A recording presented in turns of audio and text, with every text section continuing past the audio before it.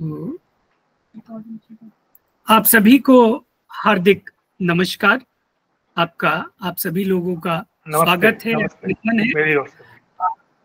जैसा कि आप जानते हैं, आज हम इस कार्यक्रम में जुड़े हैं न्यू मीडिया सृजन संसार ग्लोबल फाउंडेशन एवं अदम्य ग्लोबल फाउंडेशन के सहयोग से त्रिपुरा केंद्रीय विश्वविद्यालय, पंजाब केंद्रीय विश्वविद्यालय, बरेली अंतर्राष्ट्रीय विश्वविद्यालय, Asha Paras for peace and harmony foundation, Eklavya विश्वविद्यालय, अमरावती ग्रुप ऑफ इंस्टीट्यूशन, जगत तारण महाविद्यालय, शासकीय रामानुज प्रताप महाविद्यालय, सृजन ऑस्ट्रेलिया, सृजन मॉरिशस, सृजन कतर, सृजन मलेशिया, सृजन अमेरिका, सृजन थाईलैंड, सृजन यूरोप और मधुराक्षर आदि विभिन्न पत्रिकाओं के संयुक्त तत्वावधान में हिंदी पत्रकारिता के 200वें वर्ष के प्रवेश के अवसर पर 30 मई 2025 से 30 मई 2026 तक मनाए जा रहे अंतर्राष्ट्रीय हिंदी पत्रकारिता वर्ष 2025-26 के अंतर्गत 30 मई से 30 जून तक आयोजित किए जा रहे कार्यक्रमों की श्रृंखला अंतर्राष्ट्रीय हिंदी पत्रकारिता माह 2025 के अंतर्गत ऑल इंडिया रेडियो के नामकरण की 90वीं वर्षगांठ जो है, उस अवसर पर आज इस संवाद कार्यक्रम का आयोजन किया गया है, जिसका शीर्षक है रेडियो पर हिंदी पत्रकारिता विविध आयाम। और आज इस वार्ता में हमारे साथ उपस्थित हैं आज के मुख्य अतिथि के रूप में हमारे विषय विशेषज्ञ, भारतीय सूचना सेवा के वरिष्ठ अधिकारी और वरिष्ठ पत्रकार, लेखक। आपकी कई पुस्तकें प्रकाशित हैं। आपने बताया अभी कि आप पूर्वोत्तर में लंबे समय तक कार्यरत रहे।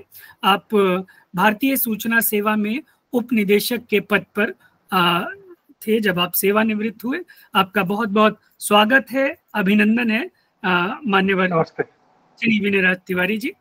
और अब हम इस कार्यक्रम को जो है आगे लेके चलते हैं, और इससे पहले कि हम इस संवाद की जो श्रृंखला है उसको आरंभ करें, मैं चाहूँगा कि 2 मिनट में आप अपनी बात कुछ कहें, एक भूमिका के रूप में, आशीर्वचन के रूप में, और फिर हम संवाद के कार्यक्रम को आगे बढ़ाते हैं। माननीय विनयराज तिवारी जी।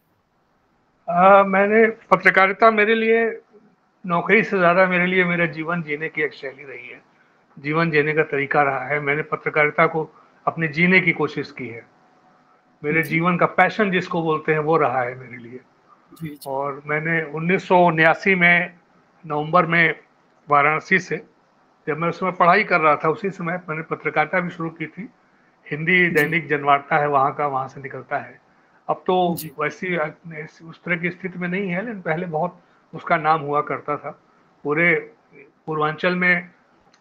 आज अखबार के बाद लोग वाराणसी जनवार्ता को ही जानते थे उस इलाके में। तो उस समय मैंने अपनी शुरुआत की नवंबर 1979 से, और उसके बाद फिर मैं 1981 में, अगस्त 1981 में आकाशवाणी में मेरा संवाददाता के रूप में मेरा चयन हो गया। आकाशवाणी इलाहाबाद संवाददाता के रूप में मैंने अगस्त 1981 में अपना काम शुरू किया। उसके बाद फिर करीब 10 साल काम करने के बाद फिर धनबाद, फिर पटना, फिर गैंगटॉक, फिर मिजोरम, फिर गैंगटॉक सिक्किम करते हुए इस तरह से फिर अपनी नौकरी से कुछ दिन पहले मैं लखनऊ आ गया, अपने गृह राज्य में। और पूरी जिंदगी मैंने प्रयास किया कि सरकारी नौकरी को सरकारी पत्रकारिता या सरकारी उससे न करके पैशन के साथ एक प्रोएक्टिव ढंग से करने का प्रयास किया, और कोशिश की कि जितना ज़्यादा से ज़्यादा योगदान कर सकूं किया मैंने। बहुत बढ़िया। और हम आपके जो ये जीवन वृत्त है, विशेष रूप से आपके कार्य क्षेत्र का, इसी के साथ जो है इस कार्यक्रम को और आगे बढ़ाते हैं। आपका बहुत विस्तृत अनुभव रहा है, हमने तो स्वयं देखा, और मैं चाहूँगा कि उस पर भी बात करूँ।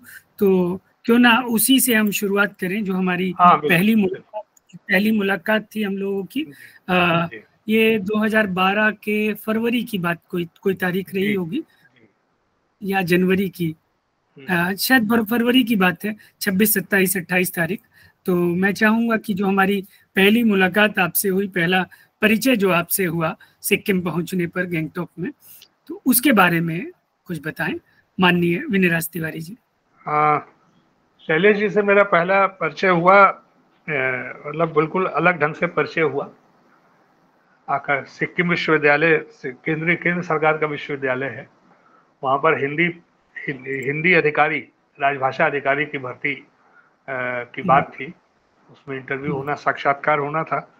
तो उसमें 4-5 लोग जो उसमें पैनल में थे, उसमें मेरा भी नाम संयोग से रख दिया था।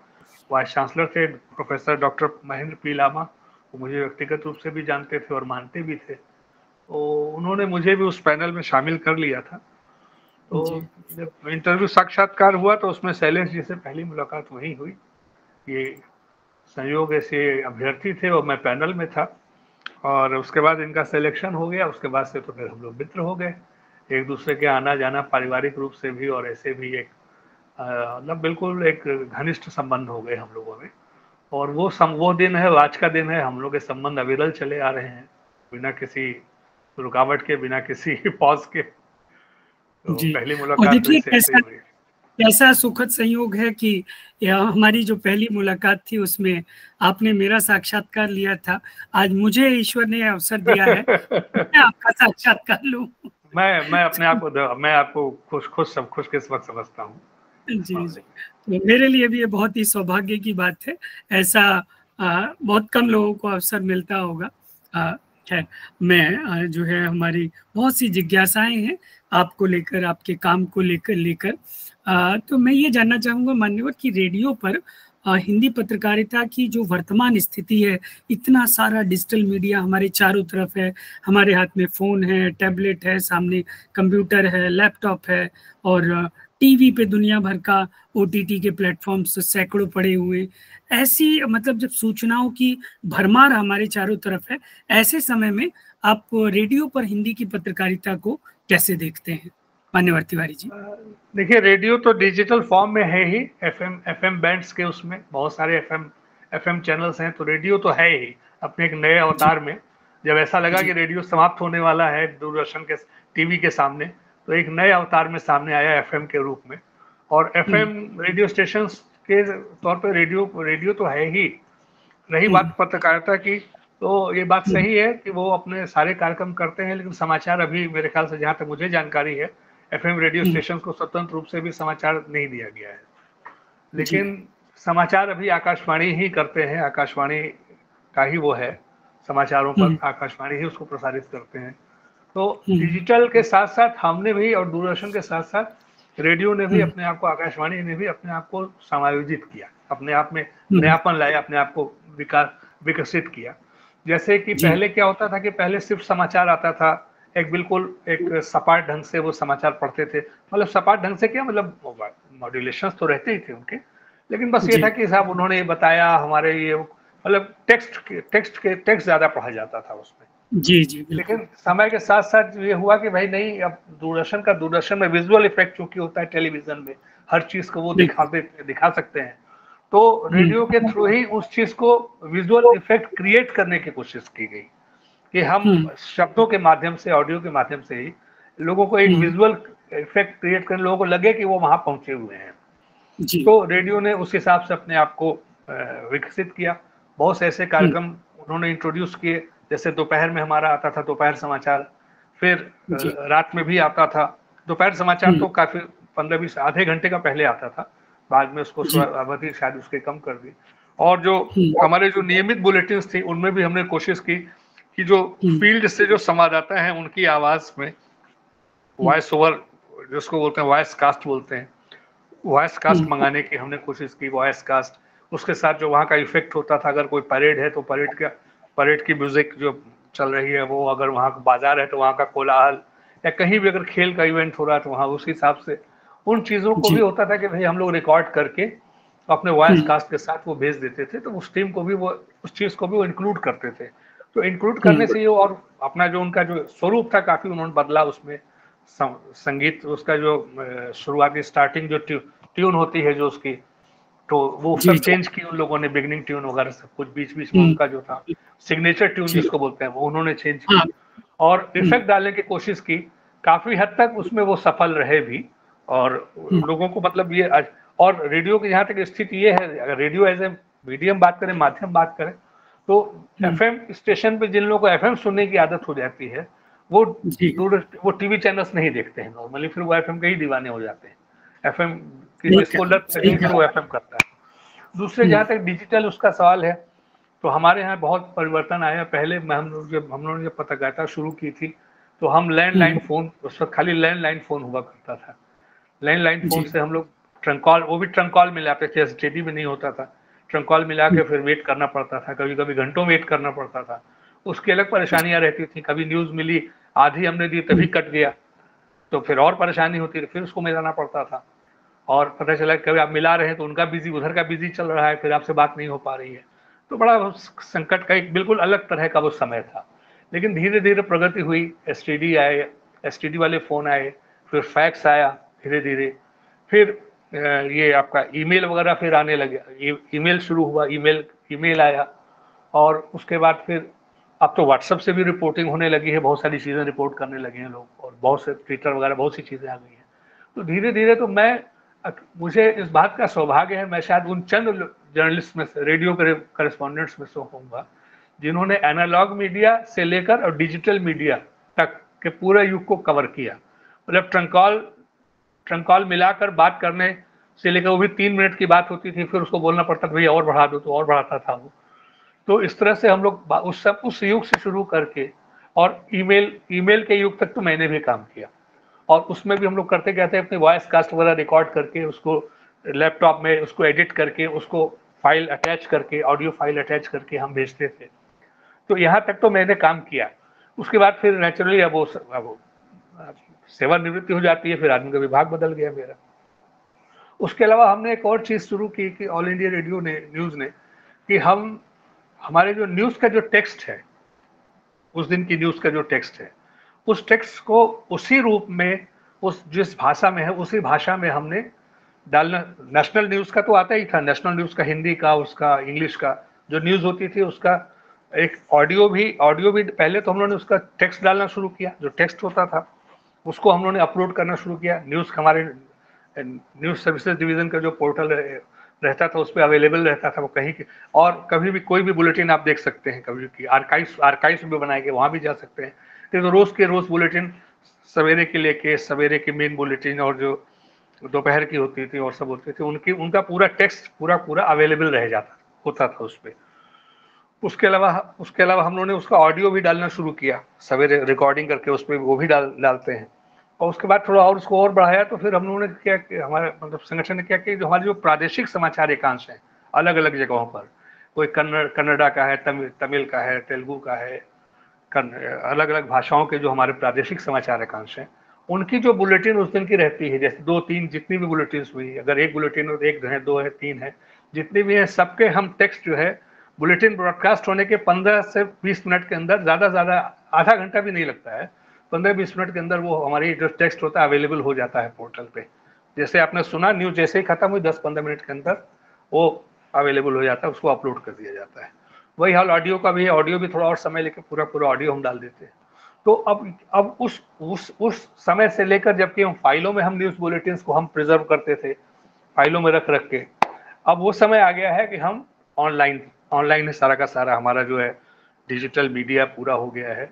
अब आप कहीं भी, आप जैसे ऑस्ट्रेलिया में कोई बैठा है, इंग्लैंड में बैठा है, वो चाहे तो वो लखनऊ में आज समाचार क्या प्रसारित हुआ है, वो उस सवेरे आज के प्रादेशिक समाचार में, सवेरे की न्यूज में, दोपहर के इलाकाई खबरों में, जैसे उर्दू की पहले इलाकाई खबरें होती थी, जो भी न्यूज हमारी प्रसारित हुई किसी भी केंद्र से, वो न्यूज हमारे उसके पोर्टल पे जाकर, और वो क्लिक करके स्क्रिप्ट पूरी देख सकता है क्या न्यूज में गया है आज, और वो ऑडियो भी सुन सकता है कि क्या पढ़ा गया है, क्या, दोनों हर तरह से सुन सकता है। तो डिजिटल को की चुनौती से निपटने के लिए बहुत सी चीजें हमने वो की हैं, और हमें लगता है कि जो चुनौतियां हैं उसका मुकाबला हम कर रहे हैं, आकाशवाणी अच्छे से कर रहा है, और बहुत सारी चीजें हम इनोवेशंस भी उसमें ला रहे हैं। मेरे आकाशवाणी मैंने 2016 में छोड़ दिया था, गैंगटोक में जब मैं था। आज 10 साल हो गए, तो 10 साल में तो बहुत सारे इनोवेशंस, बहुत सारी चीजें आ गई होंगी, स्वाभाविक रूप से आ गई होंगी। वो तो परिवर्तन जो है वो तो सृष्टि का नियम है, और वो हुआ है, उसको मैंने किया है, और भी होता चला जा रहा है। हाँ, बीच में जरूर ये था कि जैसे दूरदर्शन, ये टेलीविजन चैनल्स आ गए, सब आ गए। देखिए, टेलीविजन चैनल्स का जो रेडियो जो हैंडी होता है, कि आप उसको कहीं भी सुन सकते हैं, कहीं भी कर सकते हैं, वो आज भी है। आप कहीं अज्ञात, कहीं आप दूर दराज में गए, आपको टीवी, आपको हो सकता है कि फोन पर ही आपको न मिलता हो, आपको मिल भी सकता है, नेट मिल भी सकता है, नहीं भी मिल सकता है, लेकिन जो आपका पास छोटा सा अगर रेडियो है तो आप समाचार वहां भी सुन सकते हैं, आप दुनिया से जुड़े रह सकते हैं।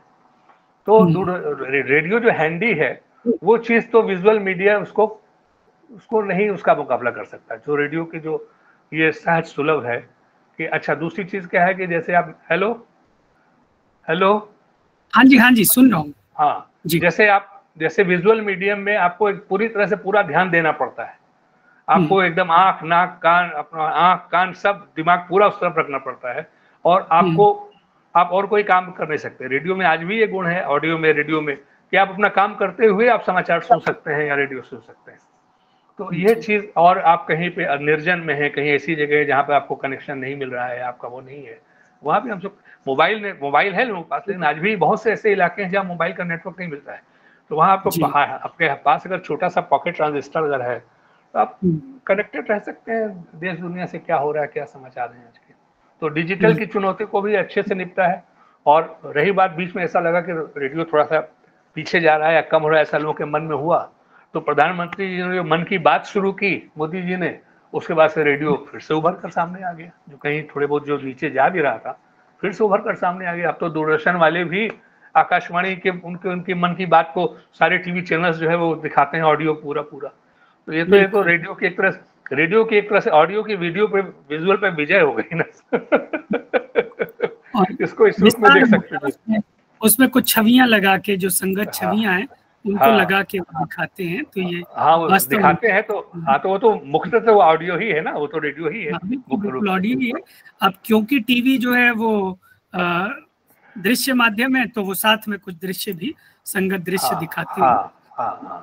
अच्छा लगा आपने जो है मतलब रेडियो की शुरुआत से लेके उसके एनालॉग सिस्टम से लेके अभी तक की जो डिजिटल होने की उसकी यात्रा है, उसमें होने वाले जो बहुत सारे नवाचार हैं, उन सब पड़ावों और उन पड़ावों के साथ जो आपके अनुभव हैं उन पर आपने चर्चा की। हमारी एक और जिज्ञासा है मान्यवर तिवारी जी की लगभग इसी से जुड़ी हुई है। मैं थोड़ा सा ये जानना चाहूंगा कि क्या आपको लगता है कि, बताया भी आपने अपने पिछले प्रश्न के उत्तर में, रेडियो की जो हिंदी पत्रकारिता है वो किस तरीके से अभी भी एक बहुत ही प्रभावशाली माध्यम बनी हुई है, इस बारे में थोड़ा सा और विस्तार से। प्रभावशाली माध्यम इस तरह से बनी हुई है कि ग्रामीण इलाकों में, दूर दराज के इलाकों में, आज भी पहाड़ी इलाकों में, पर्वतीय इलाकों में, दूर दराज के इलाकों में आज भी सूचना का एक प्रमुख माध्यम रेडियो है, बना हुआ है आज भी। और हम लोग तो जब गैंगटॉक में थे, सिक्किम में, नॉर्थ ईस्ट में, तो सिक्किम में 2 घटनाएं मैं आपको बताना चाहूंगा। वहां पर क्या हुआ कि एक बार भालुओं का आतंक हो गया, खासतौर से जो पूर्वोत्तर क्षेत्र है, पहाड़ी क्षेत्र, दुर्गम क्षेत्र है, बिहार के बहुत से इलाके हैं जो 6-6 महीने बाढ़ में डूबे रहते हैं। वहां पर संपर्क का और कोई साधन ही नहीं, आना जाना नहीं हो। तो उसमें पहले क्या होता था कि रेडियो इतना लोग सुनते थे, वहां पर रेडियो इतना सशक्त माध्यम था कि बाढ़ में लोग पेड़ की ठूंठ पे रेडियो से टांग के और अपना रेडियो न्यूज सुना करते थे। तो सिक्किम में मैं था, तो वहां का एक अनुभव शेयर करना चाहूंगा। वहां पर एक तो पहले तो वहां पर दैनिक समाचार पत्र हुआ नहीं करते थे। जब मैंने ज्वाइन किया तो सिर्फ साप्ताहिक समाचार पत्र हुआ करते थे, बाद में धीरे धीरे दैनिक समाचार पत्र भी शुरू हुए।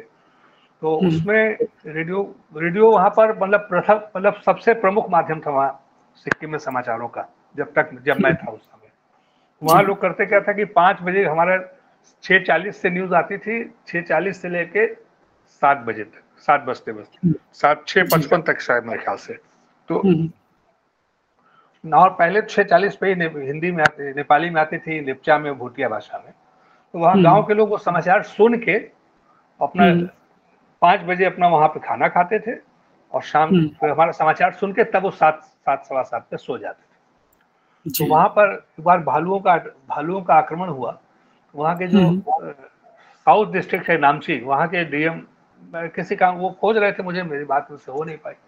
तो मैं गया एक बार किसी काम से, तो उन्होंने कहा, बैरी जी आपको हम लोग खोज रहे थे। क्या हुआ? कहीं नहीं, काम हो गया, लेकिन बहुत जरूरी आपको सूचना देनी थी, अपडेट देना था, भालू वाले इस पे आपको खोज रहे थे हम लोग। तो उसी बातचीत के क्रम में उन्होंने बताया कि आपकी न्यूज इतनी पॉपुलर है, इतनी गांव में लोग सुनते हैं कि वहां पर समय भी लोग उसी से बताते हैं। तो भाई क्या हो रहा था, तो प्रादेशिक समाचार तुरंत शुरू हुआ था या तुरंत खत्म हुआ था, उसके मतलब इस तरह से वो शाम के समय का अंदाजा वो लगाते थे कि न्यूज, रेडियो की न्यूज जो थी बस शुरू ही हुई थी या बस तुरंत खत्म ही हुई थी। तो इस तरह की चीजें भी हैं। और रेडियो, मुझे लगता है कि रेडियो खत्म नहीं होगा, पत्रकारिता, रेडियो माध्यम और रेडियो समाचार की अपनी जो, हाँ ये जरूर है कि समय के साथ साथ उसमें परिवर्तन, उसमें विकास लाना पड़ेगा। वो कंप्लेसेंट होने से, आत्मसंतुष्ट होने से काम नहीं चलेगा। जो नई नई चुनौतियां हैं उनके हिसाब से बदलाव लाना पड़ेगा। जी, एक और हमारी जिज्ञासा है कि आपने प्रिंट मीडिया से जो है अपनी पत्रकारिता शुरू की, प्रिंट से आप रेडियो की तरफ आपका झुकाव कैसे हुआ, इसके पीछे की क्या कहानी रही? उस समय ऐसा था कि मैं इलाहाबाद विश्वविद्यालय से पढ़ाई कर रहा था, कानून की पढ़ाई कर रहा था, लॉ बीए करके लॉ कर रहा था।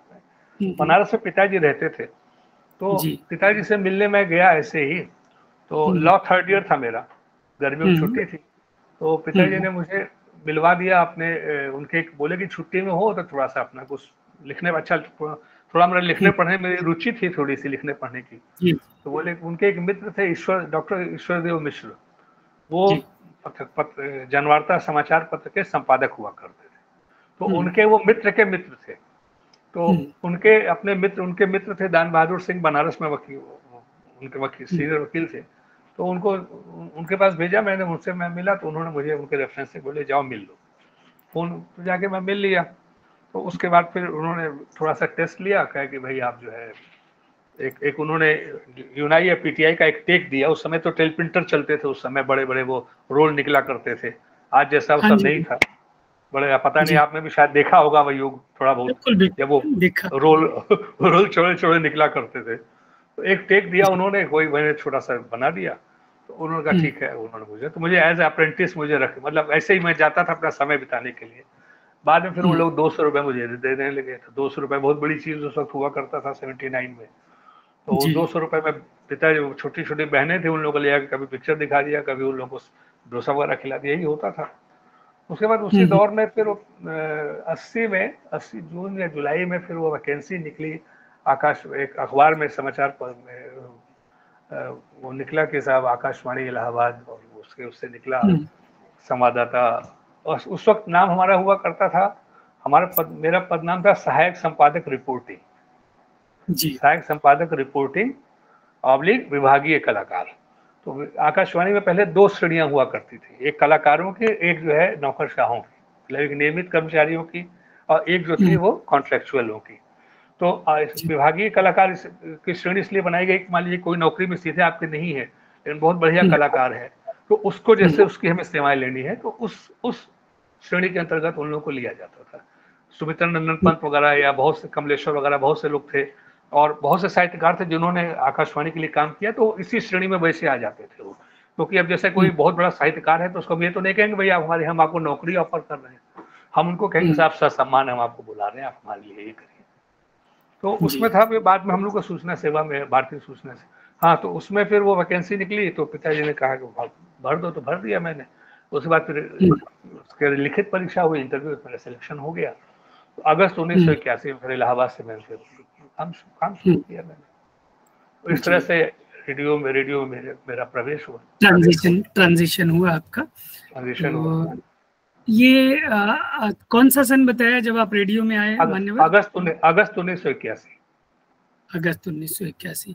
तो अगस्त 1981 से लेके 2016 तक लगभग 35-36 वर्षों का आपका एक लंबा कार्यकाल रेडियो में रहा, और आपने रेडियो के बहुत सारे बदलाव उन 3-4 दशकों में देखे। जहाँ तक मुझे जानकारी है, आपने बहुत सारे वीआईपी लोगों के साथ भी यात्राएं उस दौरान की रिपोर्टिंग के लिए।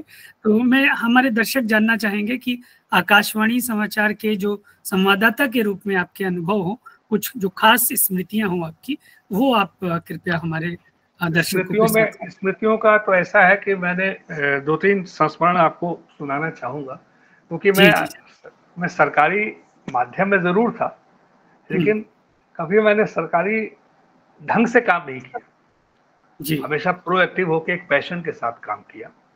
और बड़े बड़े अधिकारियों से भी जो रैंक में मुझसे बहुत ऊंचे थे, उनसे भी मैं आमना सामना कर लेता था, बिना ये सोचे कि मैं उस सरकारी माध्यम में हूँ, चाहे आकाशवाणी में हूँ, चाहे ये वो। मैं बिल्कुल एकदम, जब मुझे बात करनी होती तो मैं एकदम वैसे ही बात करता था। उसमें एक घटना ये हुई कि सबसे पहले मुझे नौकरी करते सिर्फ 3-4 महीने सिर्फ हुए थे उस समय। 22 साल की उम्र थी मेरी जब मैं आकाशवाणी में आ गया था। तो 22 साल की उम्र क्या होती है? कुछ नहीं होती है। तो मुझे बहुत से जगहों पे अपना परिचय भी देना पड़ता था अधिकारियों को, और जो जिनको लगता नहीं था कि मैं आकाशवाणी का संवाददाता हूँ, क्योंकि आकाशवाणी का संवाददाता उस वक्त बहुत बड़ी चीज हुआ करता था। क्योंकि उस समय इलेक्ट्रॉनिक मीडिया के नाम पर सिर्फ आकाशवाणी ही होता था, दूरदर्शन भी शुरू नहीं हुआ था उस समय। तो उसमें क्या हुआ कि विश्वनाथ प्रताप सिंह जी मुख्यमंत्री थे उत्तर प्रदेश के, और उस समय उनके सहसा मेरे घर में फोन ऑन भी नहीं लग पाया था उस समय तक। तो मैं ऐसे ही रहता था, एक पॉश लोकेलिटी में रहता था मैं, तो वहाँ समाचार वगैरह तो जल्दी मिल नहीं पाते थे ज्यादा। ये सब समाचार तो फैलते हैं पुराने इलाके में, ज्यादा तेजी से फैलते हैं बनिस्बत जो है, जो पॉश लोकेलिटीज हैं जिनकी आबादी घनी नहीं है, वहाँ समाचार उस तरह से नहीं फैलते जैसे कि पुराने इलाकों में फैलते हैं। तो मुझे पता चला, थोड़ा देर से पता चला, तो मैं गया। तो सूचना विभाग के दफ्तर करीब 11-12 बजे में पहुंचा। तो हमारे एक मित्र थे वहाँ पे, सहायक जिला सूचना अधिकारी JN यादव, तो बहुत अच्छे मित्र थे हमारे। बोले अरे आप कहाँ हैं भाई? हमने कहा क्या हुआ? अब लड़कपन था थोड़ा, 22 साल की उम्र थी। तो उन्होंने बोला कह रहे विश्वनाथ CSP सिंह मार दिए गए। हमने कहा कौन CSP सिंह? बोले कि justice CSP Singh high court के। हमने कहा होंगे, मारे गए होंगे। मतलब बिल्कुल कैजुअल जैसे होता है ना, लवंडपन वाला हिसाब किताब, लड़कपन वाला। तो उन्होंने पूछा कि अरे मुख्यमंत्री के भाई हाई कोर्ट के जस्टिस को मार दिए गए थे, CSP सिंह जस्टिस थे, वो मार दिए गए थे। उनका डकैतों ने हमला कर दिया था चित्रकूट के पास, बांदा में, बरगढ़ के पास। तो वही खबर मिली, तो उन्होंने बताया कि अरे वो मार दिए गए। तो हमने कहा होंगे। बोले अरे हाई कोर्ट के जज थे। हमने कहा होंगे। फिर वो बोले कि मुख्यमंत्री के भाई थे। हमने कहा होंगे। कह रहे मुख्यमंत्री लखनऊ से चले आए हैं इलाहाबाद। तब मैं थोड़ा सा एक्टिव हुआ। हमने कहा भाई ये तो बड़ी बात हो गई। तो फिर मैंने फोन किया, तो उस वक्त पुलिस कंट्रोल रूम हुआ करता था, जो पुलिस कंट्रोल रूम उस समय सिटी पुलिस कंट्रोल रूम, तो वो लोग लोकेशन वगैरह बताते थे, खबरें दिया करते थे। तो आमतौर पे समाचारों के लिए पत्रकार लोग भी वही फोन करते थे, रिपोर्टर्स भी कंट्रोल रूम से, भाई क्या हुआ क्या नहीं हुआ। तो मैंने फोन किया, जैसे ही मुझे पता चला 12 बजे करीब, तो उन्होंने बोला कि ऐसा है कि हाँ, वो बहुत कैजुअल वे में बोला कि हाँ साहब, वो राजकुमार राजा जी उनके लड़के मार दिए गए, उनका भतीजा मार दिया गया, और ऐसा हुआ ऐसा हुआ। हमने कहा बांदा, इलाहाबाद? हाँ साहब इलाहाबाद जिले में हुआ, जबकि वो बांदा जिले में हुआ था। उसने इलाहाबाद बोल दिया। अब मैंने तुरंत, मतलब ब्रेक करने के चक्कर में तुरंत गया, और पास में ही वो कचहरी के बाहर ही ट्रंक कॉल PCO था, वहां से ट्रंक कॉल बुक कराया, और न्यूज हमारी पहुंच गई। 12:20 पर मेरी न्यूज लैंड कर गई दिल्ली। इंग्लिश में ही देना पड़ता था उस समय, हिंदी वाला तो वो वाली व्यवस्था नहीं थी, इंग्लिश में ही न्यूज देनी पड़ती थी। तो वो न्यूज ब्रॉडकास्ट हो गई 1 बजे की न्यूज में, 1 बजे की न्यूज में, 2 बजे सब में उसमें। बाद में पता चला कि साहब ये जो SSP और DM दोनों मुझको खोज रहे हैं कि ये कैसे हो गया। वो स्ट्रक्चर था ना कि भाई आपके जिले में मुख्यमंत्री का भाई मार दिया जा रहा है, तो इन लोगों की बड़ी बेइज्जती वाली बात थी उसमें। तो ये लोग मुझको खोज रहे थे, दे वर बैडली आफ्टर मी। तो फिर उनका क्रिमेशन होना था वहां पर इलाहाबाद संगम तट पे। तो संगम तट पे जब तो SSP हम लोग पहुंचे हुए थे रिपोर्टर्स पहले से। विश्वनाथ प्रताप सिंह की वो बॉडी तो उनकी धीरे धीरे आ रही थी ना, तो हम लोग पहुंच गए थे। ऐसे पुलिस वाले भी थे, SSP थे जगमोहन सिन्हा।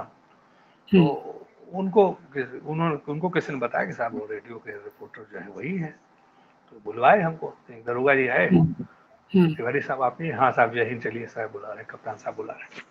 वहां गए तो उन्होंने मुझे हड़काना चाहा कि आपने कैसे दे दिया, 2 मरे आपने, 3 दे दिया, ये 4 बांदा में हुआ, आपने इलाहाबाद में दे दिया। हाँ, 4 महीने सिर्फ मुझे नौकरी करते हुए थे। मैंने उनको बोला, मैंने कहा वेल मिस्टर सक्सेना, आपके कंट्रोल रूम ने जो मुझे बताया मैंने वही दिया। उन्होंने बोला कि आप कंट्रोल रूम से को पूछते हैं, वहाँ तो SI बैठता है, हवलदार बैठता है। मैंने कहा मालूम, मैंने कहा मुझे क्या मालूम कौन बैठता है वहाँ पर, they are supposed to give correct information.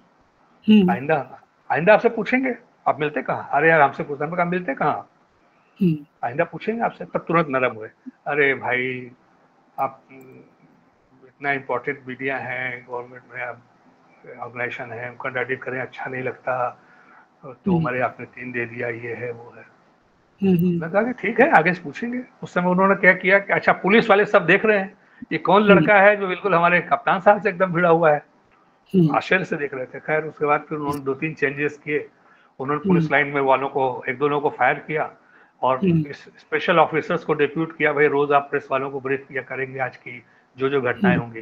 Press वाले बड़े खुश, यार तुमने बहुत अच्छा काम किया। पुलिस वाले फोन नहीं उठाते यार, आप खुद ही फोन कर करके बताते रहते हैं। तो एक तो ये है। दूसरी बहुत सी चीजें हैं। एक दूसरी घटना थी, लालू प्रसाद चीफ मुख्यमंत्री थे। मैं आपका समय तो ले रहा हूँ ज़्यादा? नहीं बिल्कुल बिल्कुल समय आपका है जी। तो ये बात है 1990 जी 90, हाँ 1992 के अक्टूबर वगैरह की, अक्टूबर की शायद बात है। जी। उस समय क्या हुआ कि धनबाद में पटाखों की दुकान, धनबाद में मैं रहता था उस समय, झारखंड में। वहां पर रेडियो स्टेशन नहीं था, सिर्फ संवाददाता का पद था केवल। और संवाददाता का पद कहीं से शिफ्ट किया गया था, क्योंकि चासनाला खान दुर्घटना जब एक बार हुई थी, आपको याद होगा, बहुत पुरानी चासनाला खान दुर्घटना, उसमें बहुत याद करिए, बहुत मजदूर मर गए थे, खान में पानी भर गया था, पूरी खान में ही, खदान में ही पानी घुस गया था, बहुत से मजदूर मर रहे थे। उसी पर, बल्कि उसी की स्टोरी पे काला पत्थर पिक्चर बनी थी, उसी चासनाला दुर्घटना के उस पर ही। तो चासनाला में बहुत बड़ा कांड हो गया था, बहुत लोग मर गए, कोई था नहीं, तो कलकत्ता से किसी को भेजा गया था कवरेज के लिए, किसी को आना पड़ा था। तो हुआ कि नहीं भाई इंपॉर्टेंट जगह है, यहाँ पे एक आदमी रख दिया जाए। तो वही पोस्ट धनबाद संवाददाता की वहाँ पे रख दी गई थी। वहाँ आकाशवाणी भी नहीं था, वहाँ पे रेडियो स्टेशन भी नहीं था, वहाँ पर वो भी नहीं था। तो वहाँ पे मैं था, तो वहाँ पर पता चला कि ठीक दिवाली के दिन धनबाद में पटाखों की दुकान में आग लग गई। एक पटाखों दुकान एकदम घनी बस्ती में थी, उस पटाखों की दुकान में आग लग गई और उसमें 25 लोग मर गए जी। 25 लोग मर गए। तो वो एक अलग, अच्छा वो एक अलग भाग दौड़ थी। तो उसी को देखने के लिए 1-2 दिन बाद लालू प्रसाद आए थे, मुख्यमंत्री थे उस समय लालू प्रसाद जी। और उस वक्त अनडिवाइडेड बिहार था, झारखंड नहीं बना था उस समय, झारखंड बना नहीं था, झारखंड का आंदोलन चल रहा था। तो उस समय लालू जी आए, तो वो सब अपना वो धनबाद में अपना झरिया जाकर, उन्होंने झरिया में एक्चुअली हुआ था, झरिया में देख के वो सब करके, फिर प्रेस वालों को थोड़ा ब्रीफ करके, और फिर वो जाने लगे, निकलने लगे। तो प्रेस वाले सब लोग, रिपोर्टर सब चले गए। हम लोग को ये बताया जाता है कि जब तक मुख्यमंत्री और प्रधानमंत्री आपके इलाके में है, तब तक आपको अलर्ट रहना है, क्योंकि ये लोग कभी कुछ भी अनाउंस कर सकते हैं, कोई नीतिगत निर्णय घोषणा कर सकते हैं, कोई ऐसी चीज हो सकती है उन लोगों के साथ। तो ये सब लोग चले गए, लेकिन वो गाड़ी, चूंकि वो सूचना विभाग की गाड़ी थी, उसमें जा रहे थे, तो हमने तो भैया हम भी चलेंगे, हम भी बैठ गए। तो पता चला कि इससे BCCL Bharat coking coal limited के हॉस्पिटल जा रहे हैं घायलों से मिलने। हाँ जी। तो घायलों से मिलने जा रहे हैं, तो मैं भी बैठ गया कि अब वहां चलते हैं। बाद में वहां नहीं जाकर वो कहीं और निकल गए, वो GT रोड की तरफ चले गए। तो GT रोड से मुड़ के फिर वो गए, बोधगया की तरफ जाने लगे। तो उसमें क्या था कि जो वहाँ का जो हवाई अड्डा था, हेलीपैड, उसके पास ही वहाँ पर वो झारखंड मुक्ति मोर्चा वालों की सभा होने वाली थी। तो वहां से, हेलो आप आवाज आ रही है आपकी? आ रही अच्छा, सुन रहे हैं। तो झारखंड, ये आवाज आ रही है आपकी? ठीक है, झारखंड मुक्ति मोर्चा वालों की बैठक, मीटिंग होने वाली थी, उसकी तैयारी चल रही थी। तो लालू प्रसाद जी जब GT रोड पे पहुंच के, GT रोड को एक्चुअली कनेक्ट करती है एक अलग सड़क जो है धनबाद से, GT रोड से एक अलग सड़क है जो धनबाद झरिया को कनेक्ट करती है। तो मुख्य GT रोड से जब फिर वापस वो धनबाद की तरफ आने लगे, तो वहाँ धनबाद थाने के ठीक पीछे ये झारखंड मुक्ति मोर्चा वालों की सभा होने वाली थी, और उसके बाद बगल में हेलीपैड है जहाँ से लालू प्रसाद जी को जाना था। तो ये तो झारखंड मुक्ति मोर्चा वालों ने इनको जाते हुए देखा, फिर सोचे कि अब तो आएंगे तो इधर ही आएंगे। तो इस बीच उन्होंने तैयारी कर ली, अपनी सारी तैयारी कर ली प्रोटेस्ट करने की, और इधर किसी को पता था नहीं।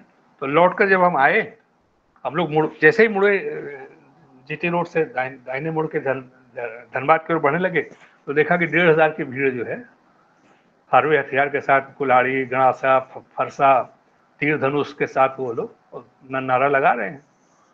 तो सबसे आगे पायलट कार थी, पायलट कार के ठीक पीछे हम लोग की मेरी गाड़ी थी सूचना विभाग की, जिसमें मैं था, मैं अकेला था, वहाँ का रिपोर्टर वहाँ का अकेला, सूचना विभाग का एक अधिकारी था और एक फोटोग्राफर था सीएम हाउस का। इतने हम लोग 2-3 लोग उधर आगे बैठे हुए थे दूसरी गाड़ी में। तीसरी गाड़ी में लालू प्रसाद जी थे। तो वहां से जब गए तो वो सब थोड़ी देर तक विरोध करते रहे, सुनाई जो भी अपना नारा वारा लगा रहे थे। उसके बाद वो बढ़ने लगे हम लोग की तरफ, तेजी से बढ़ने लगे। तो फिर हम लोग मुड़ के सब गाड़ियां जो है जाने लगी, मुड़ के गाड़ियां सब पहुंची वहां पर। वापस हम लोग दूसरे रास्ते से धनबाद पहुंचे।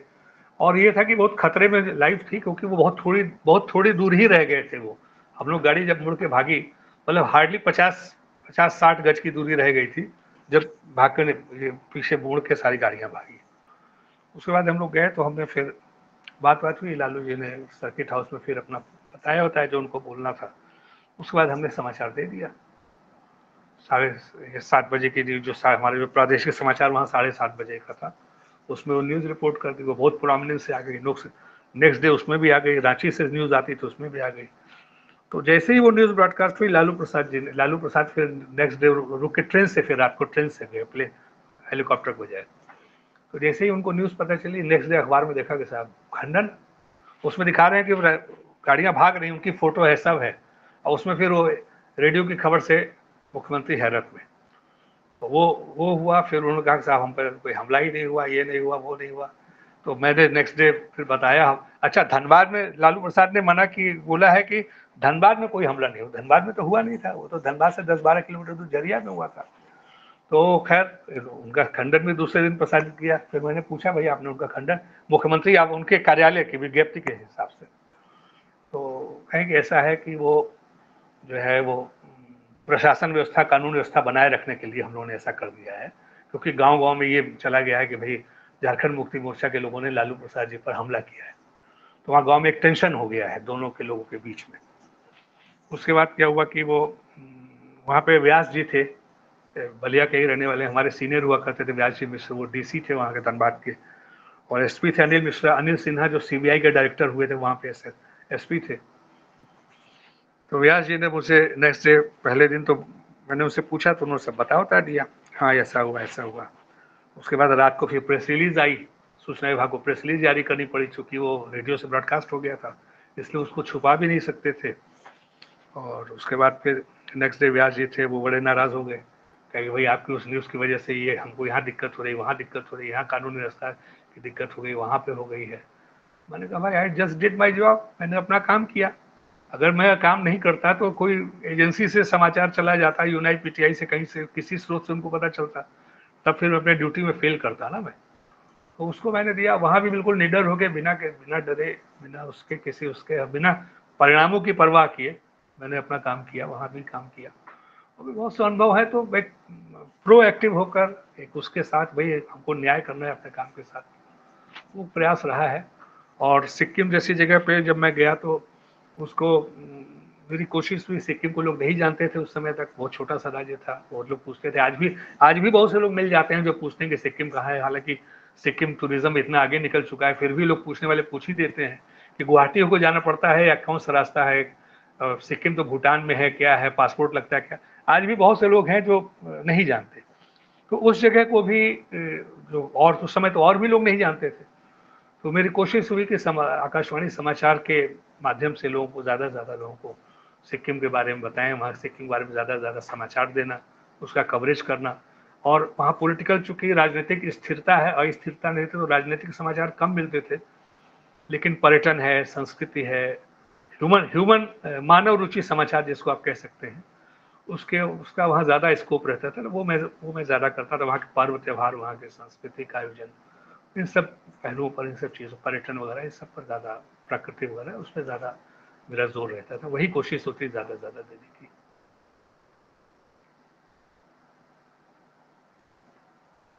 आपकी आवाज़ नहीं मिल रही, आपकी आवाज़ नहीं मिल रही।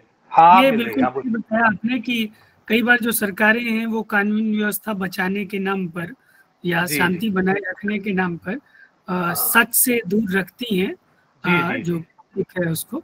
नहीं, मेरा ऐसा था कि मेरा मेरा मेरा विचार ये रहता था कि जो उसके लिए देखिए गाइडलाइंस हैं।